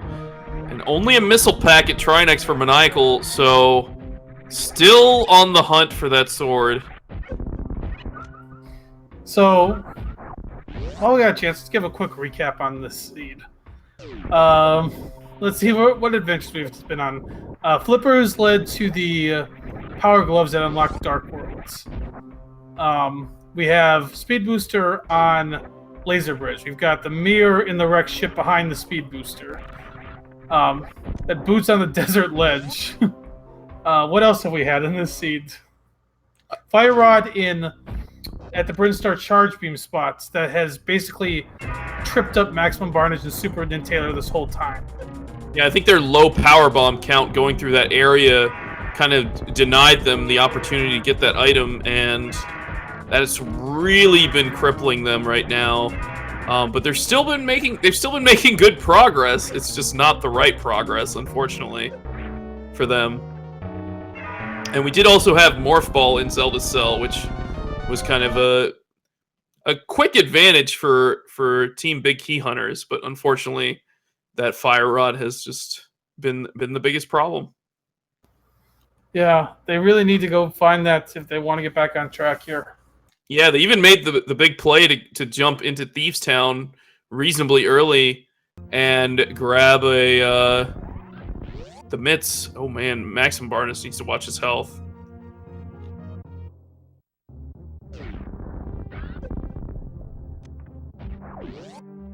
So Maniacal's making a beeline for that wrecked ship to grab his mirror.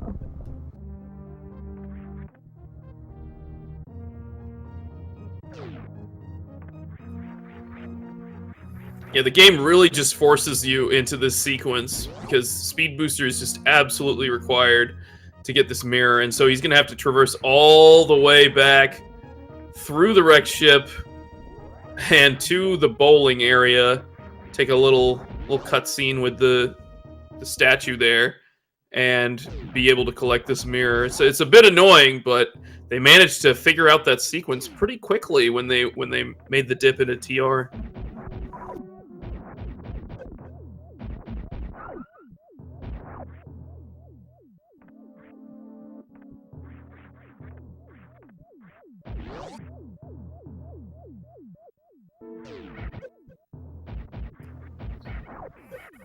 And to quickly explain, what this randomizer is about. I mean, this is Super Metroid and Link to the Past combined randomizer. It's a 2v2 tournament. The goal is to beat both games. That means you need to get all 7 crystals in Link to the Past, and then beat Ganon's Tower and beat Ganon. In Super Metroid, you need to beat all 4 of the main bosses, Kraid, Phantoon, Dragon, and Ridley, and then beat Mother Brain. Once you beat Mother Brain and Ganon, you win. That's all there is to it, but it's a little bit more complicated than that. You need to find all of the items required to beat both games. Since all the items are randomized between the games, there are transition points that let you go from different parts of each game to different parts of each game. So that allows you to kind of make progress across both of the games simultaneously. And since we are playing a 2v2 format, you can share information with your best friend or your partner, and make dreams come true. There's a sword. Finally, in the right sandpit, we have found our second sword. Unbelievable. That's 1 in Meridia. I don't think we're gonna see 3 though. Oh my goodness. There's a lot of item density in Meridia, so maybe it's worth it for Team Bootless Suitless to check it. I don't know.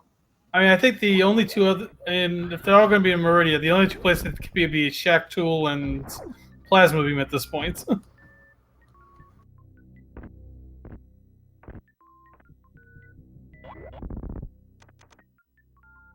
So Solski continuing his going through the Crystal Dungeons, Ice Palace next. Then he'll go most likely do Turtle Rock on his way to GT. Yeah, I mean, I think this is just the blitz to GT to hopefully find a sword, and they have decent odds, but there's still a bunch of Meridia left, and if the other 2 swords turn up, then that could be a big problem for the team on the left here, Maniacal and Solski of Team Bootless Suitless. Yeah, that's basically Big Keanu's biggest hope right now, is that those other 2 swords are just in some remote location that you wouldn't think to check. But they still have to overcome one big thing here, and that is being able to go back to Brinstar and check that charge location, because they may be thinking, hey, if we find Speed Booster, then we can go check Waterway with that. You know, or they may have just forgotten about it entirely, and that would be a tragedy. But now we got Maximum Barnage with the gravity suit. Gonna be grabbing that shovel. Which I'm not sure. Have we checked the shovel spot? We have not. SuperNinTaylor almost done here. Unfortunately, did not kill all of the space pirates. There he goes.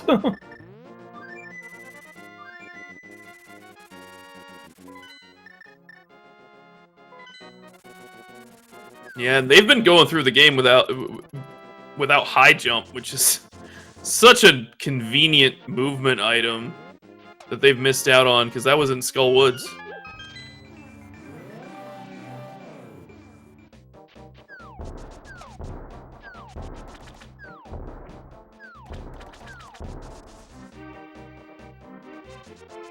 So that's basically all of Meridia for big key hunters. They have no more locations to check there. I think they just have Shack Tool, which SuperNinTaylor, I guess, is not electing to do the ice clip, which is out of logic, but they know that Grapple is in logic in order to collect that item.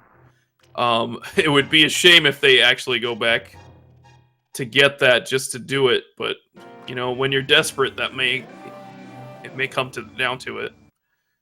Probably really thinking about the last few locations they have left. Yeah, if SuperNinTaylor starts heading towards Pink Brinstar, then things are looking up for them. Definitely, they'll be in a lot better shape.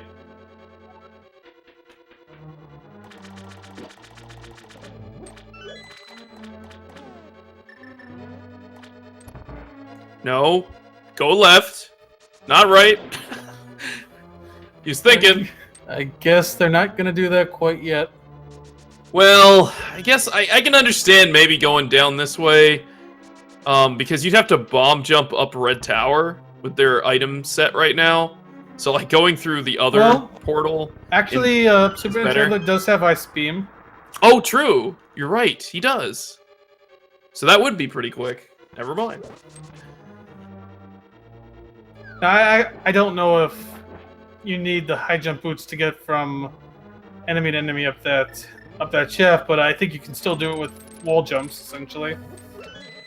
You can't do it with wall jumps. You need a spring ball jump or high jump.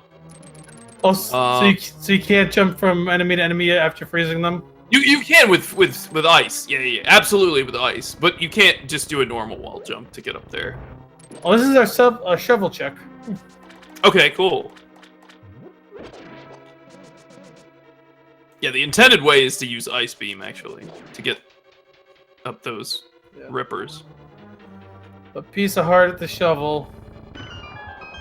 Their search continues. We saw SuperNinTaylor just hesitate there for a minute. I gotta think they're thinking at this point. They're not sure what to do next. Yeah, they're really running out of options.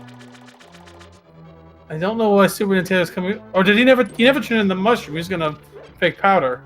He is, but that's not. I'm not sure if Maximum Barnage has that on hand. Did turn in his mushroom. Right.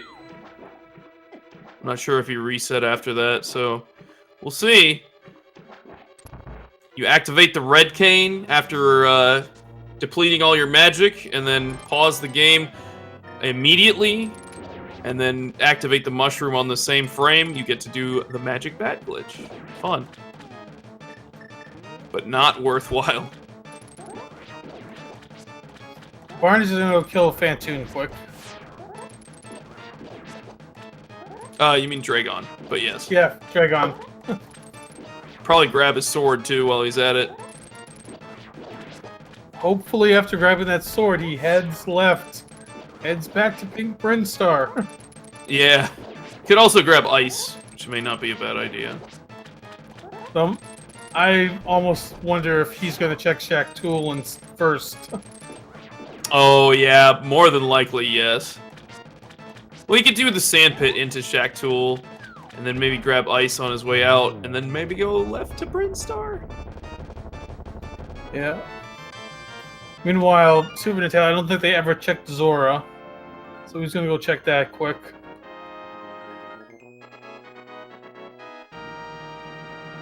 And Maniacal with a nice, or as best you can do, really, with Fighter's Sword, Argus fight. So he has to complete Pod and Skull Woods. We see Solski kind of just rushing back to Trinex because he's completed the rest of this dungeon, really. Yeah. So for those of you joining late, here's the basic recap on why Big Key Hunters is struggling a bit. Fire Rod in Pink Brinstar, which they kind of missed because they didn't have a lot of power bombs.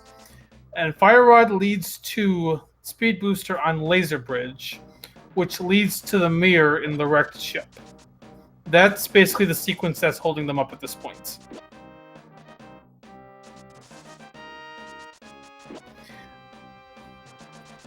We might be seeing the SuperNinTaylor finally dip into the front of Skull Woods, and he's gonna find out that that's where the high jump boots were the whole time. Yeah, they're gonna be kind of sad about that, but at the same time, you know, they're at least finding new things to check. By the way, really nice fight from Maximum Barnage there on Dragon, getting the quick grapple kill on Dragon. Really nice.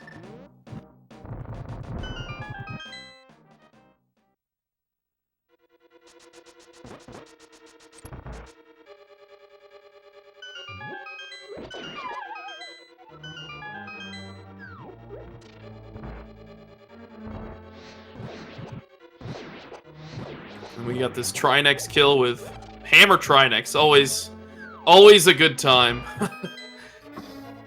Yeah. Hammer Trinex isn't too bad as long as you practice it a little bit. Trinex is a little bit predictable in its movements, so some practice and you can get it down pretty easily. Yeah, that was an excellent Trinex fight from Solski. Well done.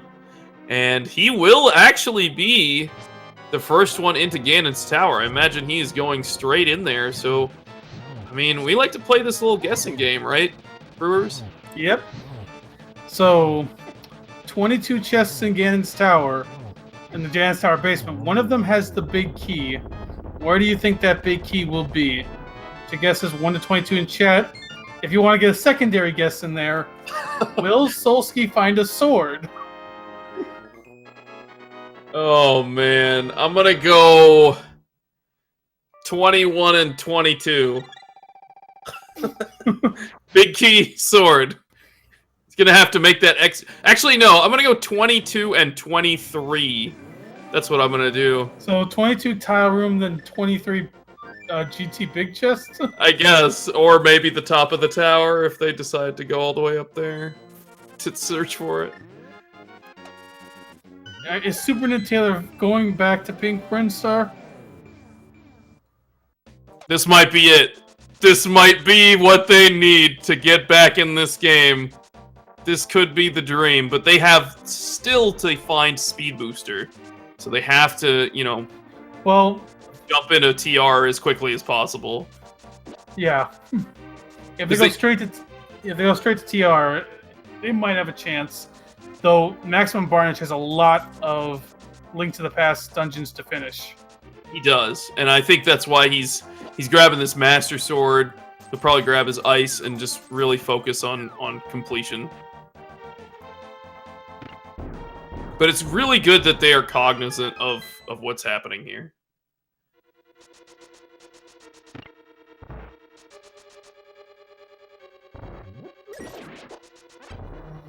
So I believe that's... I believe Mr. Solski went right first. Yeah, so I guess that's 7. This is about to be 8. Just a small key. And here comes the Fire Rod. Alright, so they're on the right path. Team Big Key Hunters probably not feeling great about it, but they know they're on the right path. Oh, it sounds like he didn't go right, so Solski So it's only 6 checks so far. Okay.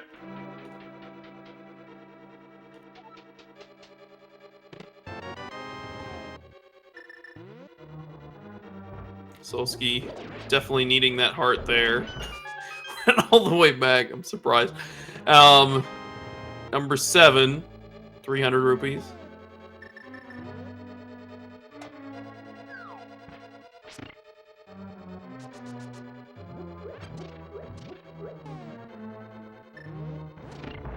Looks like Maximum Barnage is racing towards that pink Brinstar. Yeah, so SuperNinTaylor probably relayed that, and Barnage heading straight for it. So we have this interesting situation where we have found the big key for Ganon's Tower in the rando room. And I believe that was chest number 9. Yeah, that sounds right. And number 10 was the single arrow, just if anybody was keeping track. But still no sword upgrade for Bootless Suitless. So looks like Solski's going to be checking the right side of Ganon's Tower to try to find that sword. And I think he's coming right side first, because look at his arrow count. He's only got 3 arrows. Yeah, I think he's dipping in here to try to get some arrows, which I think there's one in the pot in the upper right.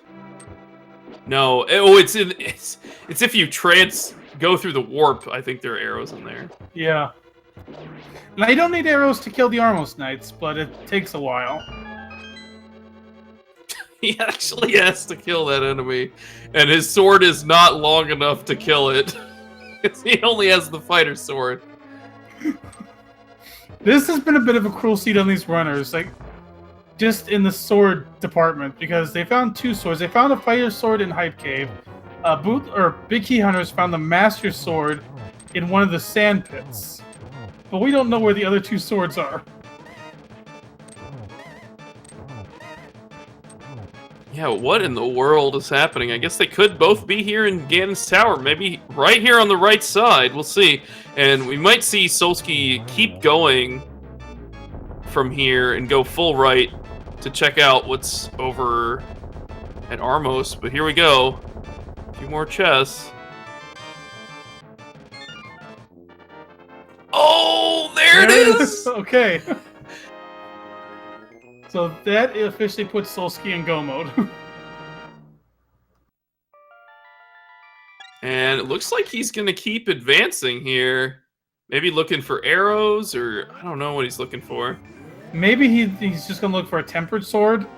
Like, remember, it's based on when both runners finish, so there's no real disadvantage for Solski to continue here since he's ahead of his partner. Right, and he also doesn't have silvers, so Master Sword silverless is kind of a painful fight to be going through, so I can understand the want to try to avoid that. Gotta be really careful here. But he makes it through.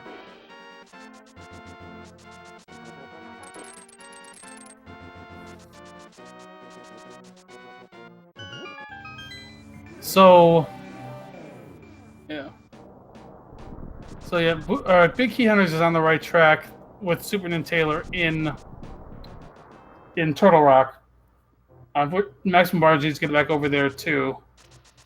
Sobers were in the Croc area. Not too far into the Croc area as well. Just a little bit beyond Crocomire, but that is a little extra time to go get them.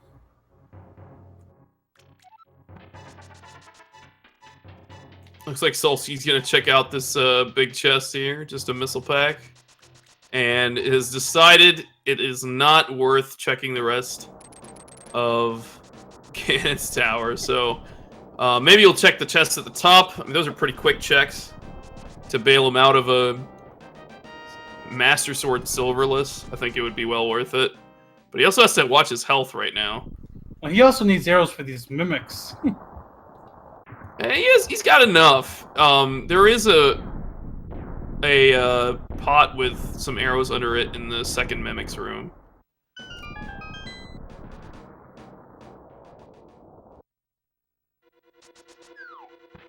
But we've got Maximum Barnage with that Fire Rod now.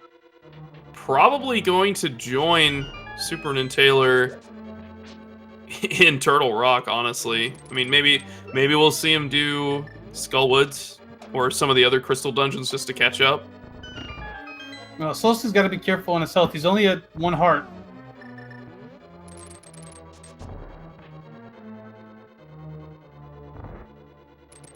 Those spikes will... Oh, I was saying, those spikes will do a heart of damage, but he got through them. Maybe we'll see a safety door here. Yeah, he's busting out those bombs.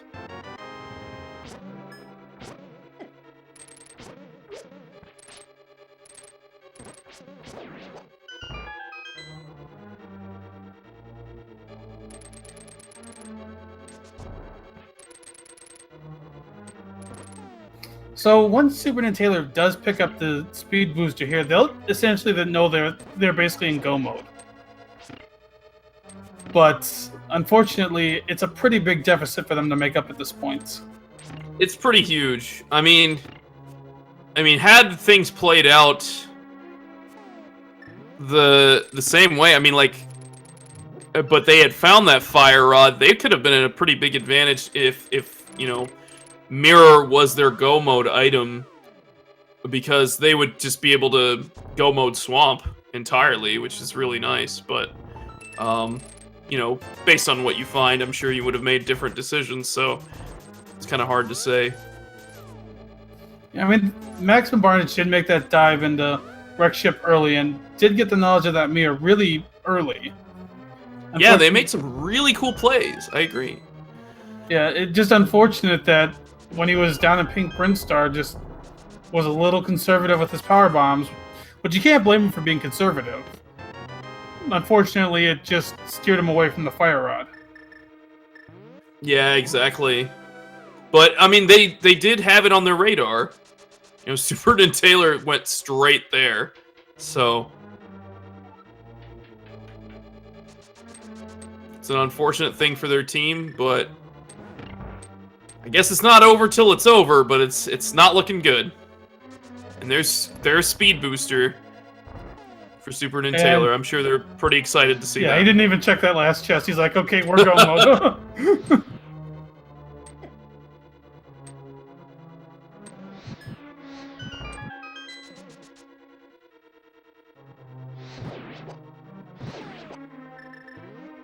I mean, I think it pretty much had to be there in Turtle Rock, whatever progression they needed.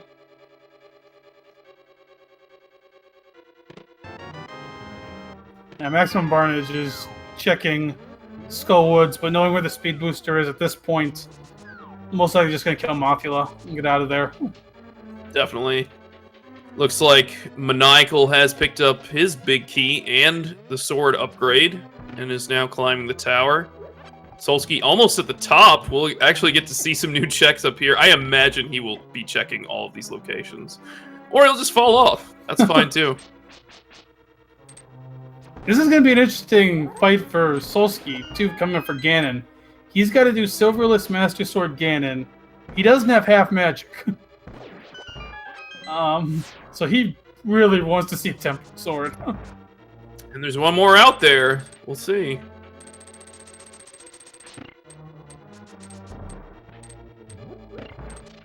Not a lot of places it can be, really. Like Shack Tool. Yeah. And then the rest of G Tower. Yeah, I mean, if it was in the basement of Ganon's tower, that's kind of unfortunate. He'll feel a lot of regret for that.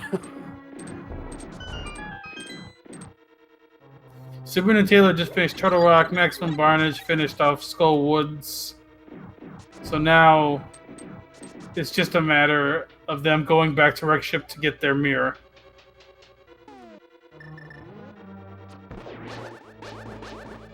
And just a piece of heart for Solski there. He's going to have to do Master Sword Silverless. Ouch. I'm not sure. Did we see the Pyramid Fairy? I guess that's another place. It could have been like a Voodoo Sword. Yeah, we never did. I mean, I guess it makes sense with Fire Rod. Well, I guess we could have had... We had Fire Rod early. Yeah, we had access to Pyramid Fairy pretty early. That could have been a really good place for a sword.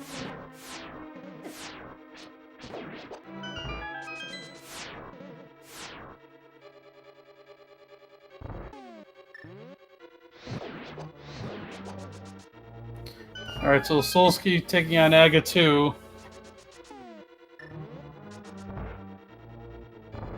Yep, we got SuperNinTaylor going over to Skull Woods. Maxim Bardage is just cleaning up Misery Mire.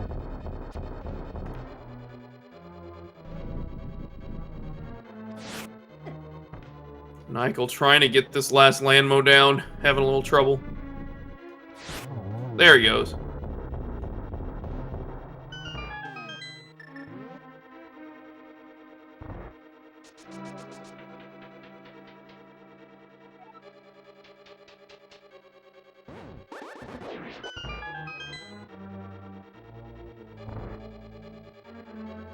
Alright, and here's this Master Sword Silverless Ganon.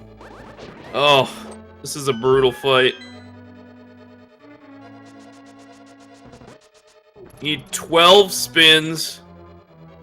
Like, you can't even slash Ganon with the Master Sword, so you need to spin attack him with the Master Sword. You need 12 spins in Phase 1 and Phase 2, and then you need 24 in Phase 4. And 4 in the middle in Phase 3, I guess, but those are a bit easier.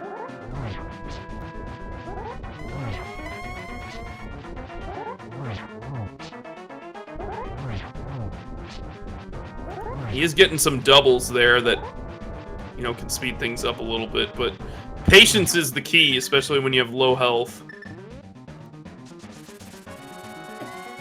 Oh, he gets hit by a fire bat. Gotta be careful. Yeah, there's an opportunity to take advantage of like an upper right corner pattern there, but with such low health, the risk is pretty high. Oh, ouch! There's a death. He might go left to grab some potions. It's really not a bad idea at this point. Just think the time into it. It'll probably save you time in the long run. Yeah, I think that's exactly what he's gonna bonk for a fairy. And there's the mirror. Okay, he's gonna go grab potions.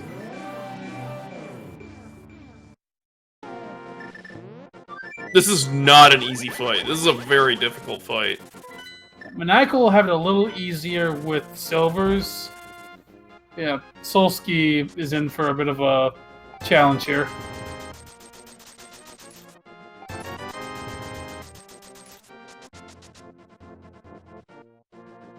Solski also does not have half magic, which was in the Norfair Reserve area, so that's another thing that he has to manage, which is his magic meter.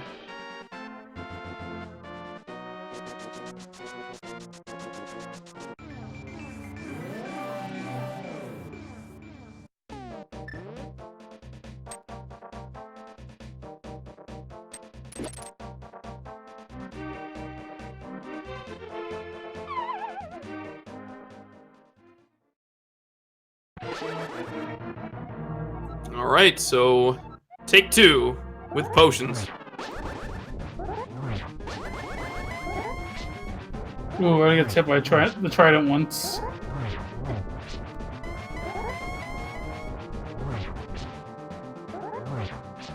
I do think it's great that, you know, Maniacal and Solski have kind of equalized here. Like, they both still need to beat Dragon and, you know, Mother Brain, but they're kind of in a similar position. Obviously, Solski's Phase 4 is going to be a lot slower than Maniacal's, but he had a little bit of a head start.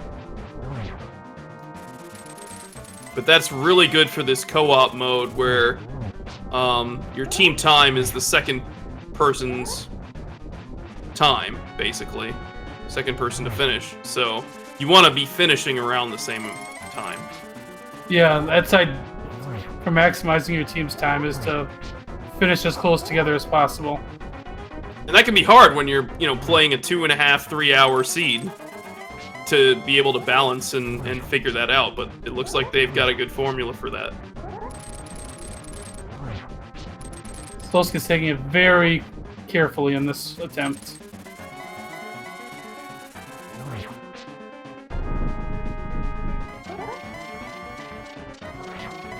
Well, he's got to Phase 3. It's a comfortable place to be.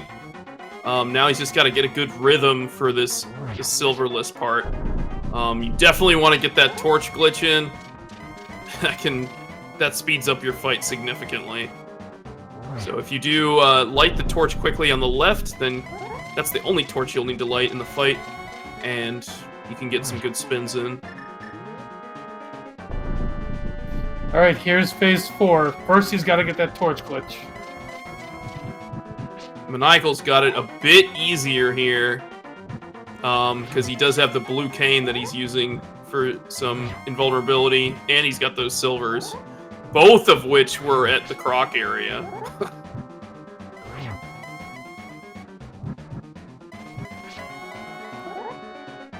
Solski's got to manage his magic a little bit, but he does have a blue potion if needed. Yeah, he should be okay at the pace he's going. He's doing a really good job dodging the fire bats. You just want to, again, get into a rhythm where you're not you're not getting hit by those bats and getting knocked off and stuff. You want to just slow and steady.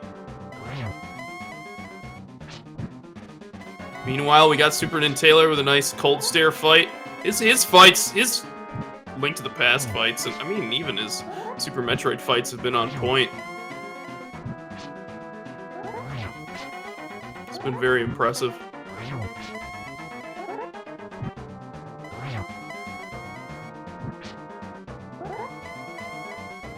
Yeah, Solski's making good progress, taking it just slow and steady.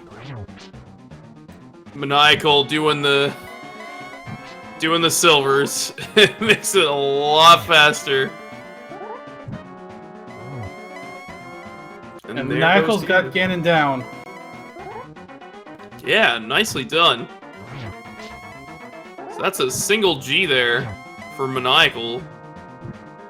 Still has to beat Dragon and Super Metroid though, so we got a bit of game to go.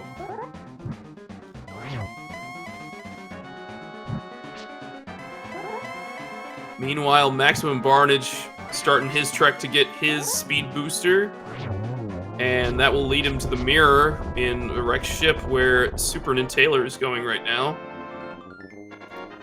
And Solski's got Ganon down. And we'll see both basically take a similar route here to get to Dragon.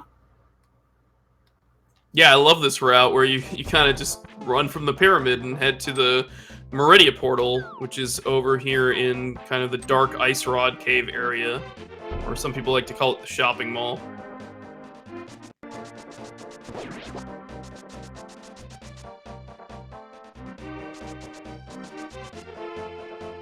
Well, SuperNinTaylor going to grab... He has to kill Fantoon, then he can grab his mirror.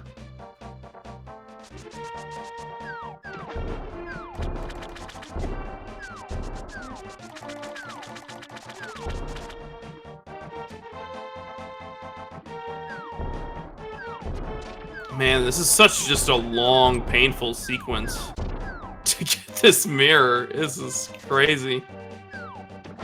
Yeah, being able to do this in one go would have been much better, but based on where the fire rod and where the speed booster was placed, it's unlikely that you were going to get you were going to one-shot this.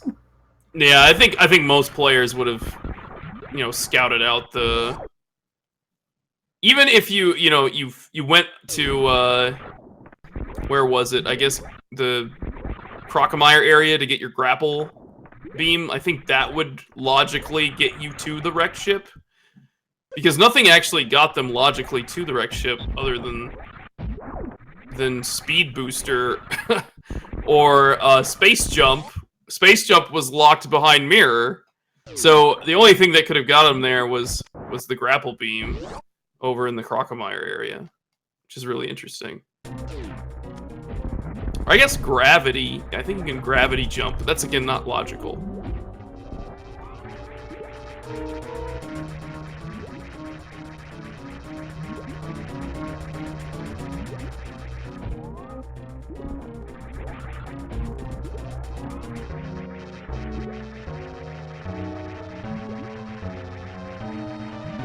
Maniacal with a quick and easy Dragon fight. Solski going for the microwave strats.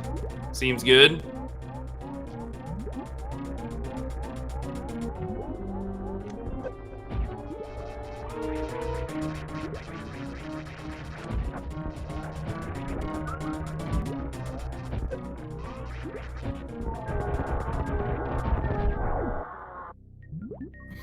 Alright, so both Maniacal and Solski have Dragon down. They just need to kill Mother Brain to finish this seed. Yeah, and again, they've been really good at keeping similar pace to each other.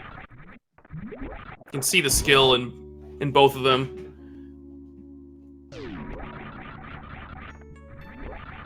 Not to say that Maximum Barnage and SuperNinTaylor have not had the skill to keep up with them. It's really just that unfortunate Fire Rod. Yeah, that's basically just been the difference. Just them finding the Fire Rod so late, it just was pretty much... It's not over yet, but it's been pretty much a big... It dug them into a big hole that it's probably going to be too much to dig out of. Yeah, it's not looking good. To be honest, I mean, it's... The Maniacal and Solski have such good, you know, weaponry and stuff to take down Mother Brain. Kind of the hard challenge was, interestingly, was Link to the Past, where finding that sword was so difficult. That was so crazy. Still don't even know where one of them is. Yeah. There's a couple locations we never checked, but... I mean, the only other big item I can think of we don't know where it is the cape. Actually, there was one other location I don't think we checked that it could have been on, and that was Bombo's tablet. Ah, yeah, good point. Which, if that's true, would be even crueler, because it means you needed 2 swords to get that sword. Oh, man.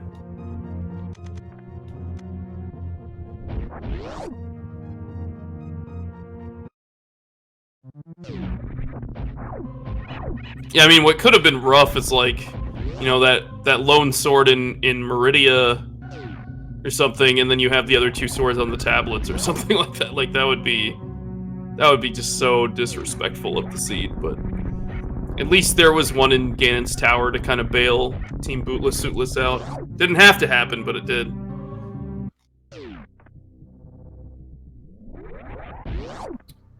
So, Maniacal and Solski are down in Turian, or Solski's about to get there.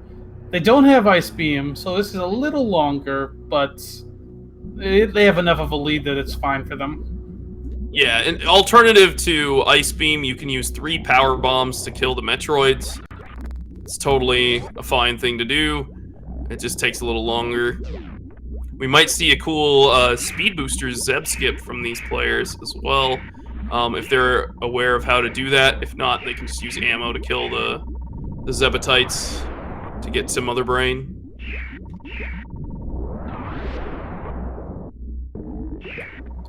Yeah, just to recap of where we are in the bracket. This is a loser's bracket match, so loser is out of the tournament.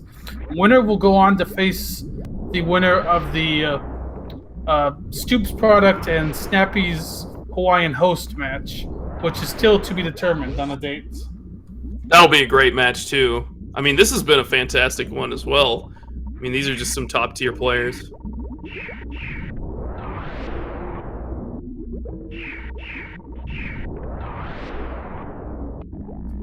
I think the other thing I'd give credit to Maniacal and Solski on is, this is, if assuming they finish this off, this will be their second win in 2 days.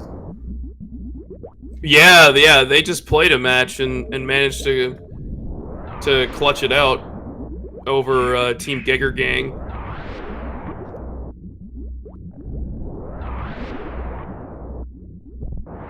We have Maniacal on the baby. Solski's about to get to the baby.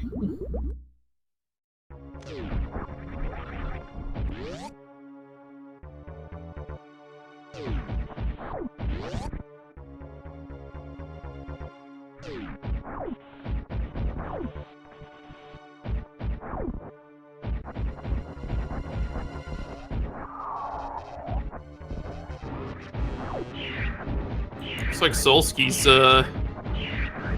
thinking about this Metroid skip, maybe. He's going for it. Let's see it. It's very difficult without space jump. And doesn't quite get it. But no big deal, just has to go grab the energy refill. That was a The other fun thing- attempt, though. The other thing that was rough is that he doesn't have wave beam, so it takes a few extra shots to get through this barrier. Yeah, and that, oh my god, that wave beam was like the most convoluted logic to get.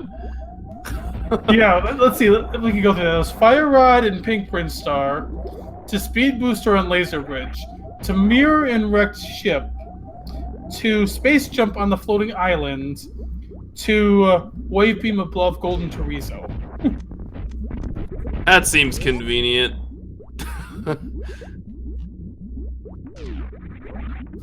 Oh, actually, if we want to go even further back, you also have to get Flippers by the Edacoons to get to the Power Gloves at Hobo to get to the Titansmiths in Thieves Town.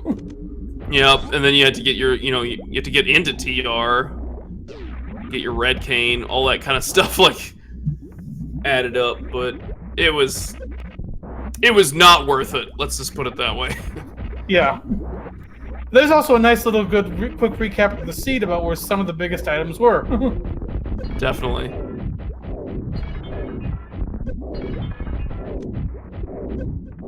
Alright, so Maximum Barnage with the mirror now can join SuperNinTaylor in Swamp Palace. Clean that up, and it looks like SuperNinTaylor will be finishing his final dungeon. As you'll notice there, he has actually completed all the dungeons but Swamp Palace. So he did pull the pedestal for us a bit earlier. Grabs that spring ball there. Probably looking for a sword, because why not? He's a bit ahead of Maximum Barnage.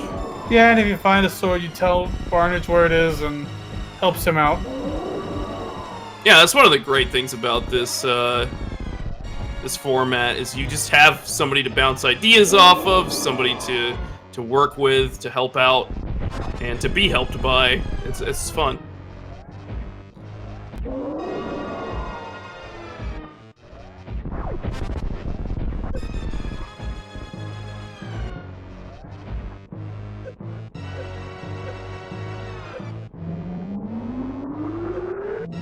Looks like neither Maniacal or Solski will be doing the stand-up glitch, which was an option available to them.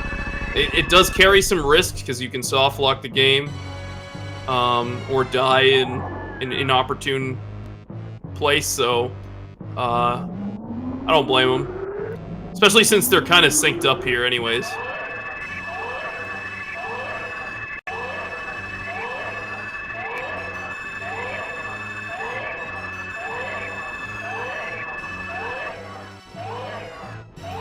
Yeah, these two are basically getting through this phase of Mother Brain pretty similar. One more phase of Mother Brain to go. Meanwhile, Maximum Barnage going into Swamp as SuperNinTaylor finishes it.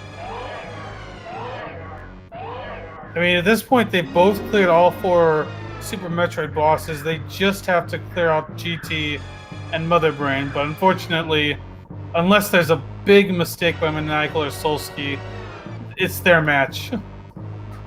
I mean, they're basically home free at this point. Like, they've done the most risky part of the Mother Brain fight, which is Mother Brain 2 usually. And that's where you see, some runs die, especially in like any percent. Yeah. And the escape sequence for experienced runners isn't that hard. I mean, I don't know if you ever really see somebody die in escape. Not unless they're memeing. So, I think they're doing fine here and are about to seal this match away.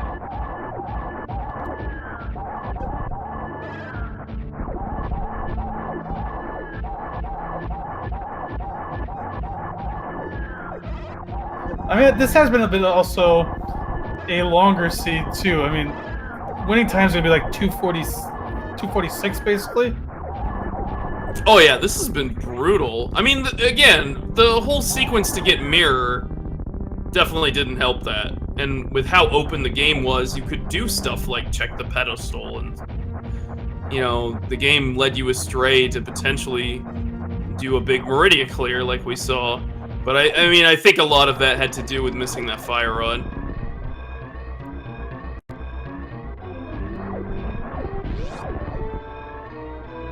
Alright, just one little stretch here. And Maniacal and Solski seal this away. It's the escape. And again, amazing that they're so close to each other in terms of their progress.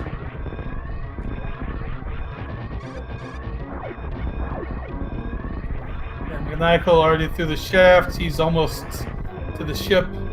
Solski not that far behind. Really nice moonfall there.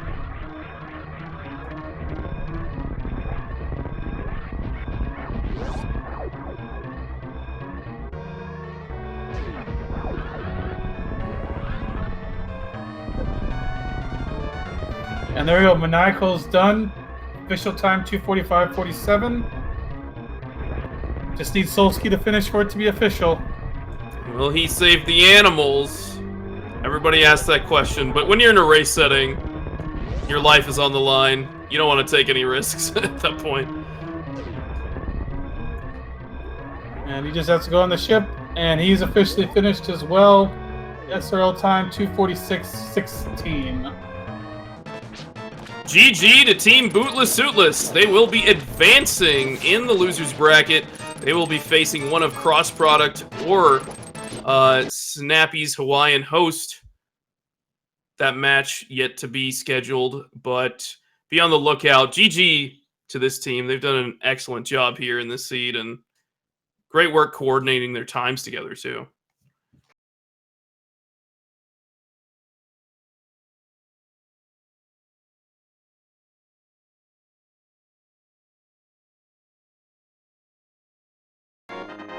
So we'll see if we can get the winning team in here shortly.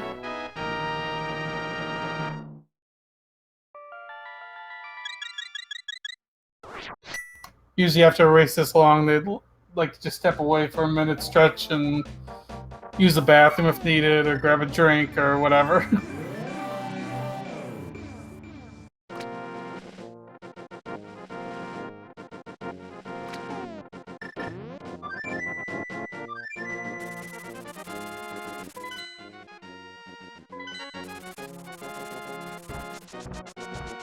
Alright, so SuperNinTaylor locking in that single arrow, and of course the big key in Ganon's tower, so I think he is just gonna be racing up the tower now. Unfortunately not gonna find that tempered sword over on the right side. Which, I mean, gonna hurt him a little bit too, because SuperNinTaylor never picked up silvers either. Right.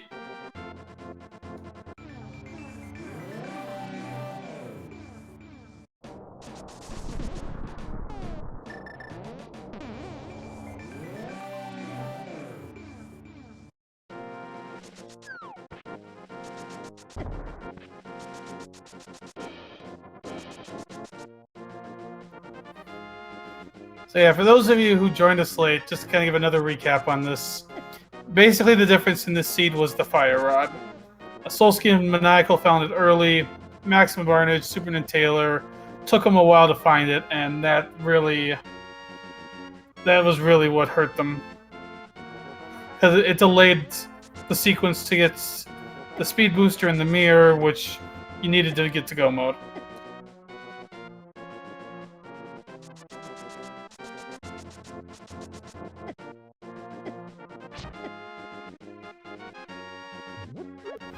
Yeah, we'll be getting interviews here shortly.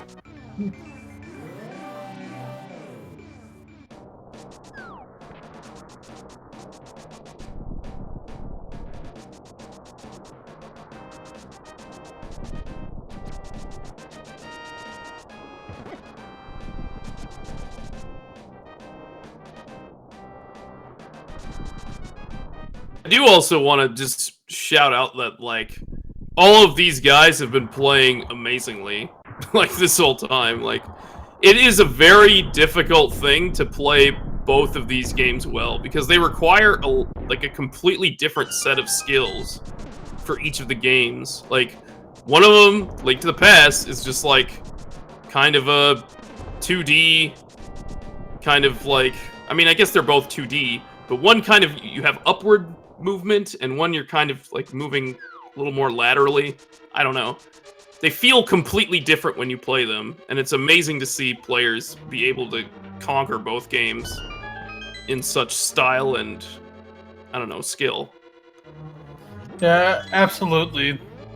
I mean, to be able to do both of these, it does take a lot.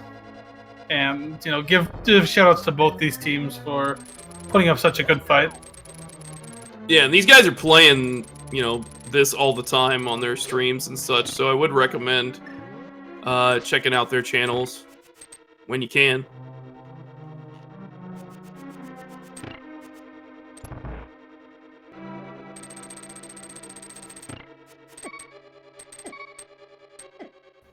Ooh, Maximum Barnage takes a death.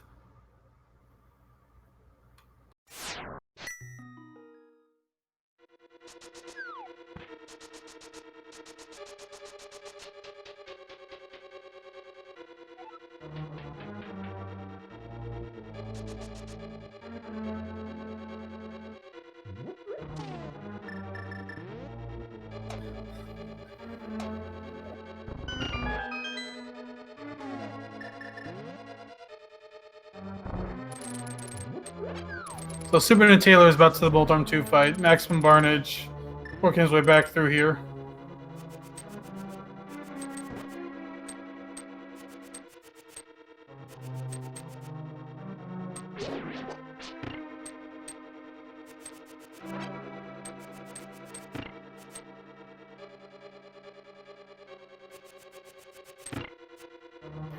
So it's going to be interesting to see how SuperNinTaylor handles the Ganon fight. He does have at least half magic, which Solski did not have. So that'll help a bit. Might allow him to use the Fire Rod if needed. Oh, are we seeing a hover here? Oh, baby. Swaggin' across the Moldorm 2 gap there with a sweet hover from SuperNinTaylor. Love it.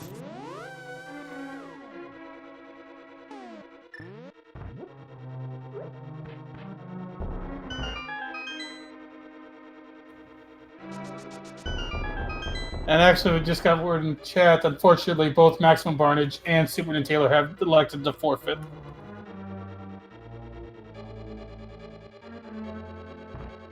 It was a good run by them for sure.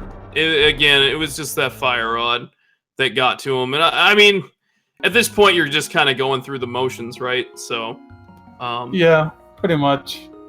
I could even tell on Barnage's side, I don't think he was fully into it after seeing the dot done. I think he even mentioned it in chat a little bit.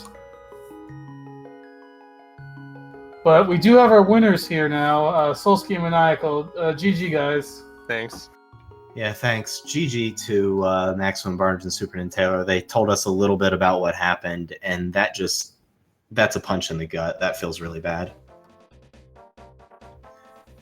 We actually do have Maximum Barnage and SuperNinTaylor joining us as well. Hello. Yo, SuperNinTaylor, Barnage, GG, guys. GG's. That sucks. Yeah. It happens. Yeah. Yeah. We were like, if something's there, it's game over. We said that a long time ago, and then eventually it's like, well, what else do we have to check now? Pretty much have to check. Yeah, We've talked about getting last location and how much that sucks, but we literally got last location in the whole of both games. Yeah, that's just... I mean, it's happened to me as well, and it just feels brutal. Like, that happened to me in my 1v1 versus Elm. Yeah. A few days ago, where I got just, like, literal last location across both games, and it's just like, it was just me sweeping everything, and it was like one sphere from the end. And it's just like, you can't do anything about it. It happens. Yeah. And it was even worse in this seed in that Fire Rod locked some of the big items you guys needed to finish the seed. Mm-hmm. Yeah, I mean, it really just locked the speed booster, and I mean, that was it. And, you know, I did a really early CWJ over to Wreck Ship, and it's the second... I want to point out, first of all, that's the second seed in a row where we went over to Wreck Ship early, only to have the only item that mattered be speed booster locked when we didn't have the speed booster. Me too, man. Me too. I probably went to Wreck Ship a little later than you guys, because I did some other stuff first, but I CWJ'd over. I CWJ'd badly over and saltily, and then got absolute nothing plus like a peep at the mirror. And then Solski found Speed Booster on Laser Bridge, and like I didn't even have mitts yet. And so I was like 15 minutes behind.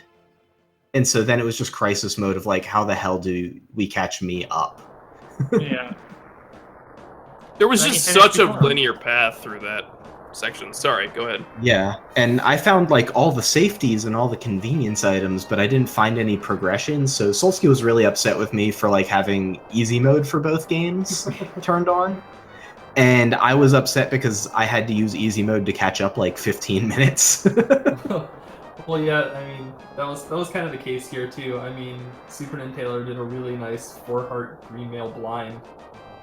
I think it was a blue mail, but I don't think it really matters on blind anyway. Yeah, you guys had to do some really tough fights. I mean, between Cold Stare and Vitreous and Blind, you guys had to pull off some really tough fights, partially because there was a lack of swords through most of that seed. Let's not forget Fantoon too, because I accidentally double-clicked in my menu and shot a Supra as my very first thing. Well, on like 400 health. I did the miscount thing, and on like cycle 3, I just fired 2 missiles and a super instead of two and a super, and enraged him with 100 health left, and I was just like, come on. And then of course got the slow. Oh god, did you survive that though? I had charge beam, so I just pseudo screwed it. Oh yeah, I guess I could have done that in hindsight, but I didn't. Oh, I mean, actually, got him. Actually, Barnett, you did not have the charge beam at that point. Oh, okay, so it wasn't that bad. Okay. I considered that though, where I was like, maybe it could have made that a bit easier on myself. Oh man. That response right there is kind of the way the entire seed felt. It felt bad. Yeah. Like I think we had a few like one-off locations that we ended up having to skip, and we're like, we could still be in good shape, and then towards the end, it's like I'm kind of running out of locations where I'd be okay with the items being. I mean, like I've never had so bad of like an emotional swing in a seed where like SuperNinTaylor picked up the high jump boots, which unlocked Shack Tool. Yeah. And I was like, oh wait, it could be it. Like maybe we're not really that far behind. And then like a minute later, he finds the fire rod at the charge beam location, and like, oh my god, I seriously wanted to throw up. Where it was just so bad. I didn't even announce the fire rod yet. I just said, yeah, GG. Yeah, I felt that way about the mirror speed booster boots nonsense sequence where like mirror was required, and why did no one go get wave beam? I don't understand. I felt how many trips back and forth was that? It was so good. It was like opposite corners of opposite maps. Yeah. I felt terrible too about the late mitts, just because I play called Maniacal completely around them. Like he was about to go to Thieves and he got very. I'm like, okay, do Norfair, and then he's like, I'm gonna do lower. I'm like, nah, do Wreck Ship. It's in logic. Whoops. And I mean, it was the value plays. It was where we were supposed to be. So like, I started trying to go to lower and then backtrack to the portal and like reset up to Wreck Ship, and it was fine. I had fun IBJing everywhere badly. Well, SuperNinTaylor made the tech play of not checking the Dark World map, which got us the Titans mints. So. It was pretty amazing, actually. Of course, the one dungeon review is pendant. He did a 4-heart blue mail blind with hammer. And then he's like, oh, it's a pendant. And I'm like, wait, what? 4-heart hammer blind. It was an amazing blind fight. That was so good. But I mean, we just assumed that that SuperNinTaylor was the designated pendant guy. Oh no, it wasn't that at all. It was seriously. I'm the map check guy, but I hadn't gotten into the Dark World yet. So he's just like, I never have to check the map ever, and just went straight into Thieves because that's the logical thing to do. So. But no, I mean, like, honestly, like, to recap, like, you know, it feels like a really bad way to go out. But as a whole, like, that's kind of the beauty of 2v2, where, like, if this is a 1v1 seed and you go out like that, like, you have no one to blame but yourself, and it just feels, like, awful. But, like, you know, I got to have fun with a good friend playing video games for almost 3 hours, so, you know, how bad can it really be? Yeah, it was still fun. I hope for more 2v2 tournaments in the future. Yeah, I've noticed that with the 2v2 tournaments is that when you do eventually go out, which happens unfortunately to everybody except whoever wins, it's a little easier to take because you got a friend there to comfort you, to, you know, just to chat with, and it's a little easier to take it. So that's really nice about this tournament format. Yeah, no regrets. It was a good time. I mean, to be fair, for about 5 minutes after we got the fire rod, I was just like, oh my god, just don't talk to me. Like, I just need a moment. I think Solski cut his mic out at 1 or 2 points as well. He was like, dude, I just got to mute. Yeah. But I think we each did that during respective fights at various points, so. But. Yeah. And even though Solski was hard on himself about, like, steering me around Thieves and away from Lower Norfair, like, they were the right plays, and one of the nice things about 2v2 is, you know, when you're partnered with someone whose opinions you respect about the games, like, just coming to the decisions about what the right play is fine. Yeah, definitely. And then you're both right or you're both wrong. Yeah. Yeah, that's what I was happy with. Coming into it, I trusted Barnish just as much as I trusted myself, so it's always nice when you got 2 voices you can rely on. Yeah. Yeah, at some point I usually just ask Solski what we still need for Go mode. I'm just like, what do we need anymore? He's always got it kept track of. The best part was he's like, we're in Go mode when I was in Swamp, and then I drowned the key. Because I was looking at my menu while I was going for the plunger. That was the best part. I'm like, we're still in gravity. I'm like, oh, expletive. I just drowned the key. Yeah. Whoops. That wasn't the best. That was an expletive-filled scene. Definitely. I actually missed that, and then I was like, why did he mirror out of Swamp? And I was like, I just kept it to myself, and I was like, all right, whatever. He's gonna go back anyways. But yeah, I thought the best part was when I forget. I think it was Solski was going to do the Smith chain.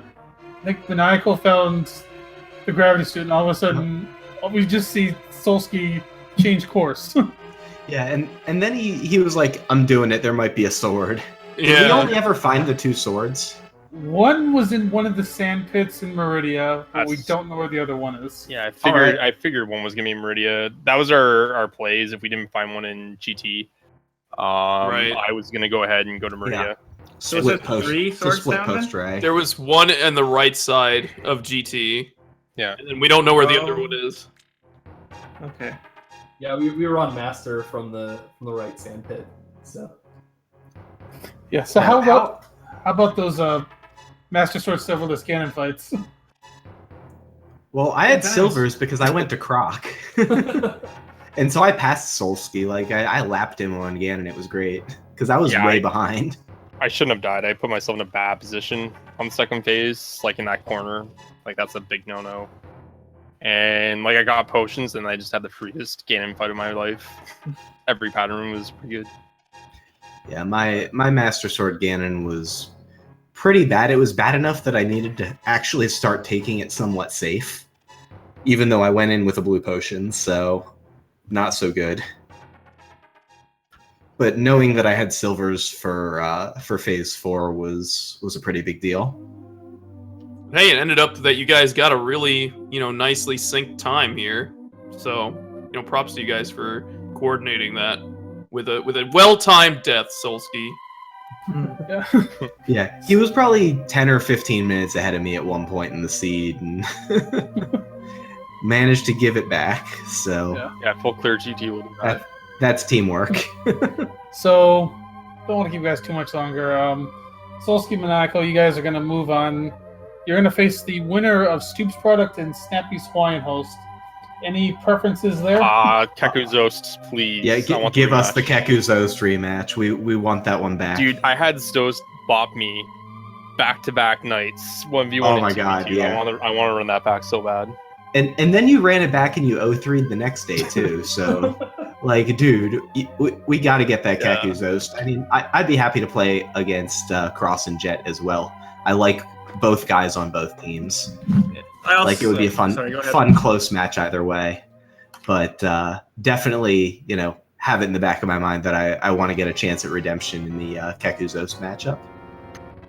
Well, if you guys want to, practice, we could definitely use some salty runbacks too. If you want to do a race or two in between now and your next match, Yeah, we're down. Well, I know Solski's gonna be away for a little bit, busy and unable to race, and so I don't know. Maybe depending on when we schedule, like to derust before the next match, we'll take you up on it for Yeah, sure. that sounds great.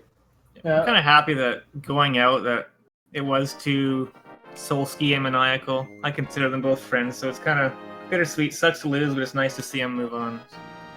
Yeah, Hope you guys absolutely. keep pushing towards the finals. Yeah, we want to see you win. Yeah. Fingers crossed. We got the hopefully the Kakuzost rematch, and then if we can take that one down, we're facing the loser of Andy Ivan and Wild Alu. Oh, it's easy. You got this. So yeah, easy game there. And then we'll have to Easy, run dude. back to back. Yeah. We'll have to run back to Completely backs on free. whichever other team is I there. was just gonna say, like, Alu Wild just getting those free sub 210s. We've They're got gonna one kill sub it. 240 this tournament. Yeah. Like, To be fair, you had a pretty. I did- This was a pretty terrible sequence. that Yeah, The game This- forced you to do. it was pretty This was bad. not a great seed. No. So I'm looking forward to watching this one back. So thank you, Alu and Yeah. Brewers fan. Yeah. Really I just appreciate really the wonder how that would have turned out if we didn't skip Fire Rod. Yeah, I mean, it's a huge what if. Yeah, I know, because that would like completely change their routing too. So who knows? Maybe we would have skipped something else as well. You can only speculate. You never know because it would just change way too many variables. It would have been Yeah, so like- early. Our absolute go mode was Lower Norfair exit because we just kept not getting down to Lower Norfair Yeah. Yeah. because there just kept being other stupid things to do that were in the way of it. Well, your go mode was technically right side of GT, but like Sure. realistically, I guess. Yeah. Yeah. We were skipping everything that wasn't convenient on our way to a Master Sword. Yep. All right. Yeah. Well, I think I'm gonna head out. Thank you, Alu and Brewers, for commentary. Link Force for tracking, and I'm looking forward to watching this one back. Just mostly to hear your commentary. Yeah. So. And then, Max, I think you mentioned that you're in the path of this upcoming hurricane, aren't you? I am. It started to veer south a bit, so I'm in Virginia. So yeah, the next couple of days aren't looking so hot, but it's looking like we're mostly going to get like torrential rain and not like house blowing down conditions. So it could be worse, but certainly we're stocked up on emergency supplies and trying to wait things out. So I'm your neighbor in North Carolina, living the dream. Oof. Oh, stay boy. safe, man. Stay safe. yeah. Yeah. If you need to come north or anything, let me know. So. It's all good. But I Yeah, really enjoyed you guys' match. This was really great despite the issues with Fire Rod. Like, you guys still were the first to mitts. You guys were the first to Ice Rod, stuff like that. It was exciting. Yeah. First to find a sword upgrade. The all important. So, all right. Yeah, let's let you guys go so you yeah, get some just- sleep. Yeah. I guess one more quick plug is that me and SuperNinTaylor are playing against each other in the 1v1 next. So that's it's gonna be the very next thing that we do tournament wise. So I'm looking forward to that. Yeah. Final four. We're competing to get to the finals. Winner moves on. Loser gets to be Yeah. happy that their friend gets to move on. Yeah, it's gonna be amazing. Well, then good luck to you all in your own Yeah. ways. Definitely. Should be. All right. Take care, guys. Have a good night. Good night.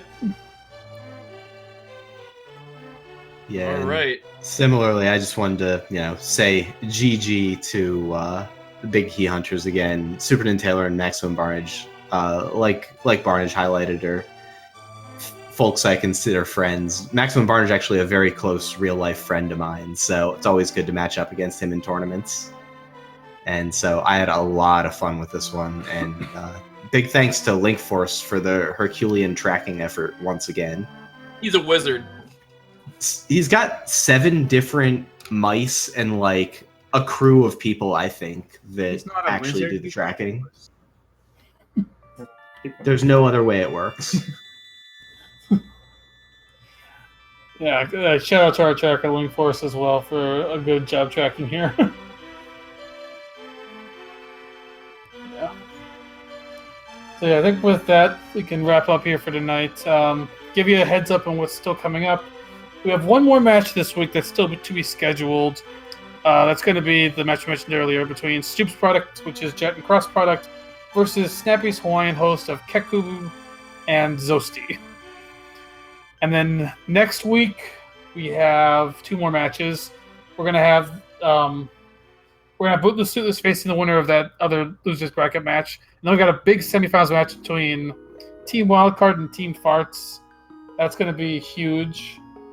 Seriously, don't miss any of these matches, because I mean, including if you came late to this one, go back and watch this one, because literally any of these teams could take the big win in the tournament, including Maximum Barnage and SuperNinTaylor. I thought they were amazing contenders to take it all. So yeah, don't miss any of the matches. There are only a handful left. Definitely worth the watch. So keep an eye out for those scheduled matches. Yeah, so with that, I think we'll wrap up for tonight. Thanks again to our tracker Link Force. Thanks to all of our runners. Make sure to give them a follow. Unfortunately, I think our bot's down, so we can't link them. Everybody in the chat. And of course, thanks to Alucard for commentating with me today. Yeah, my pleasure, man. And with that, I guess I will see you guys next mission. Thanks, everyone.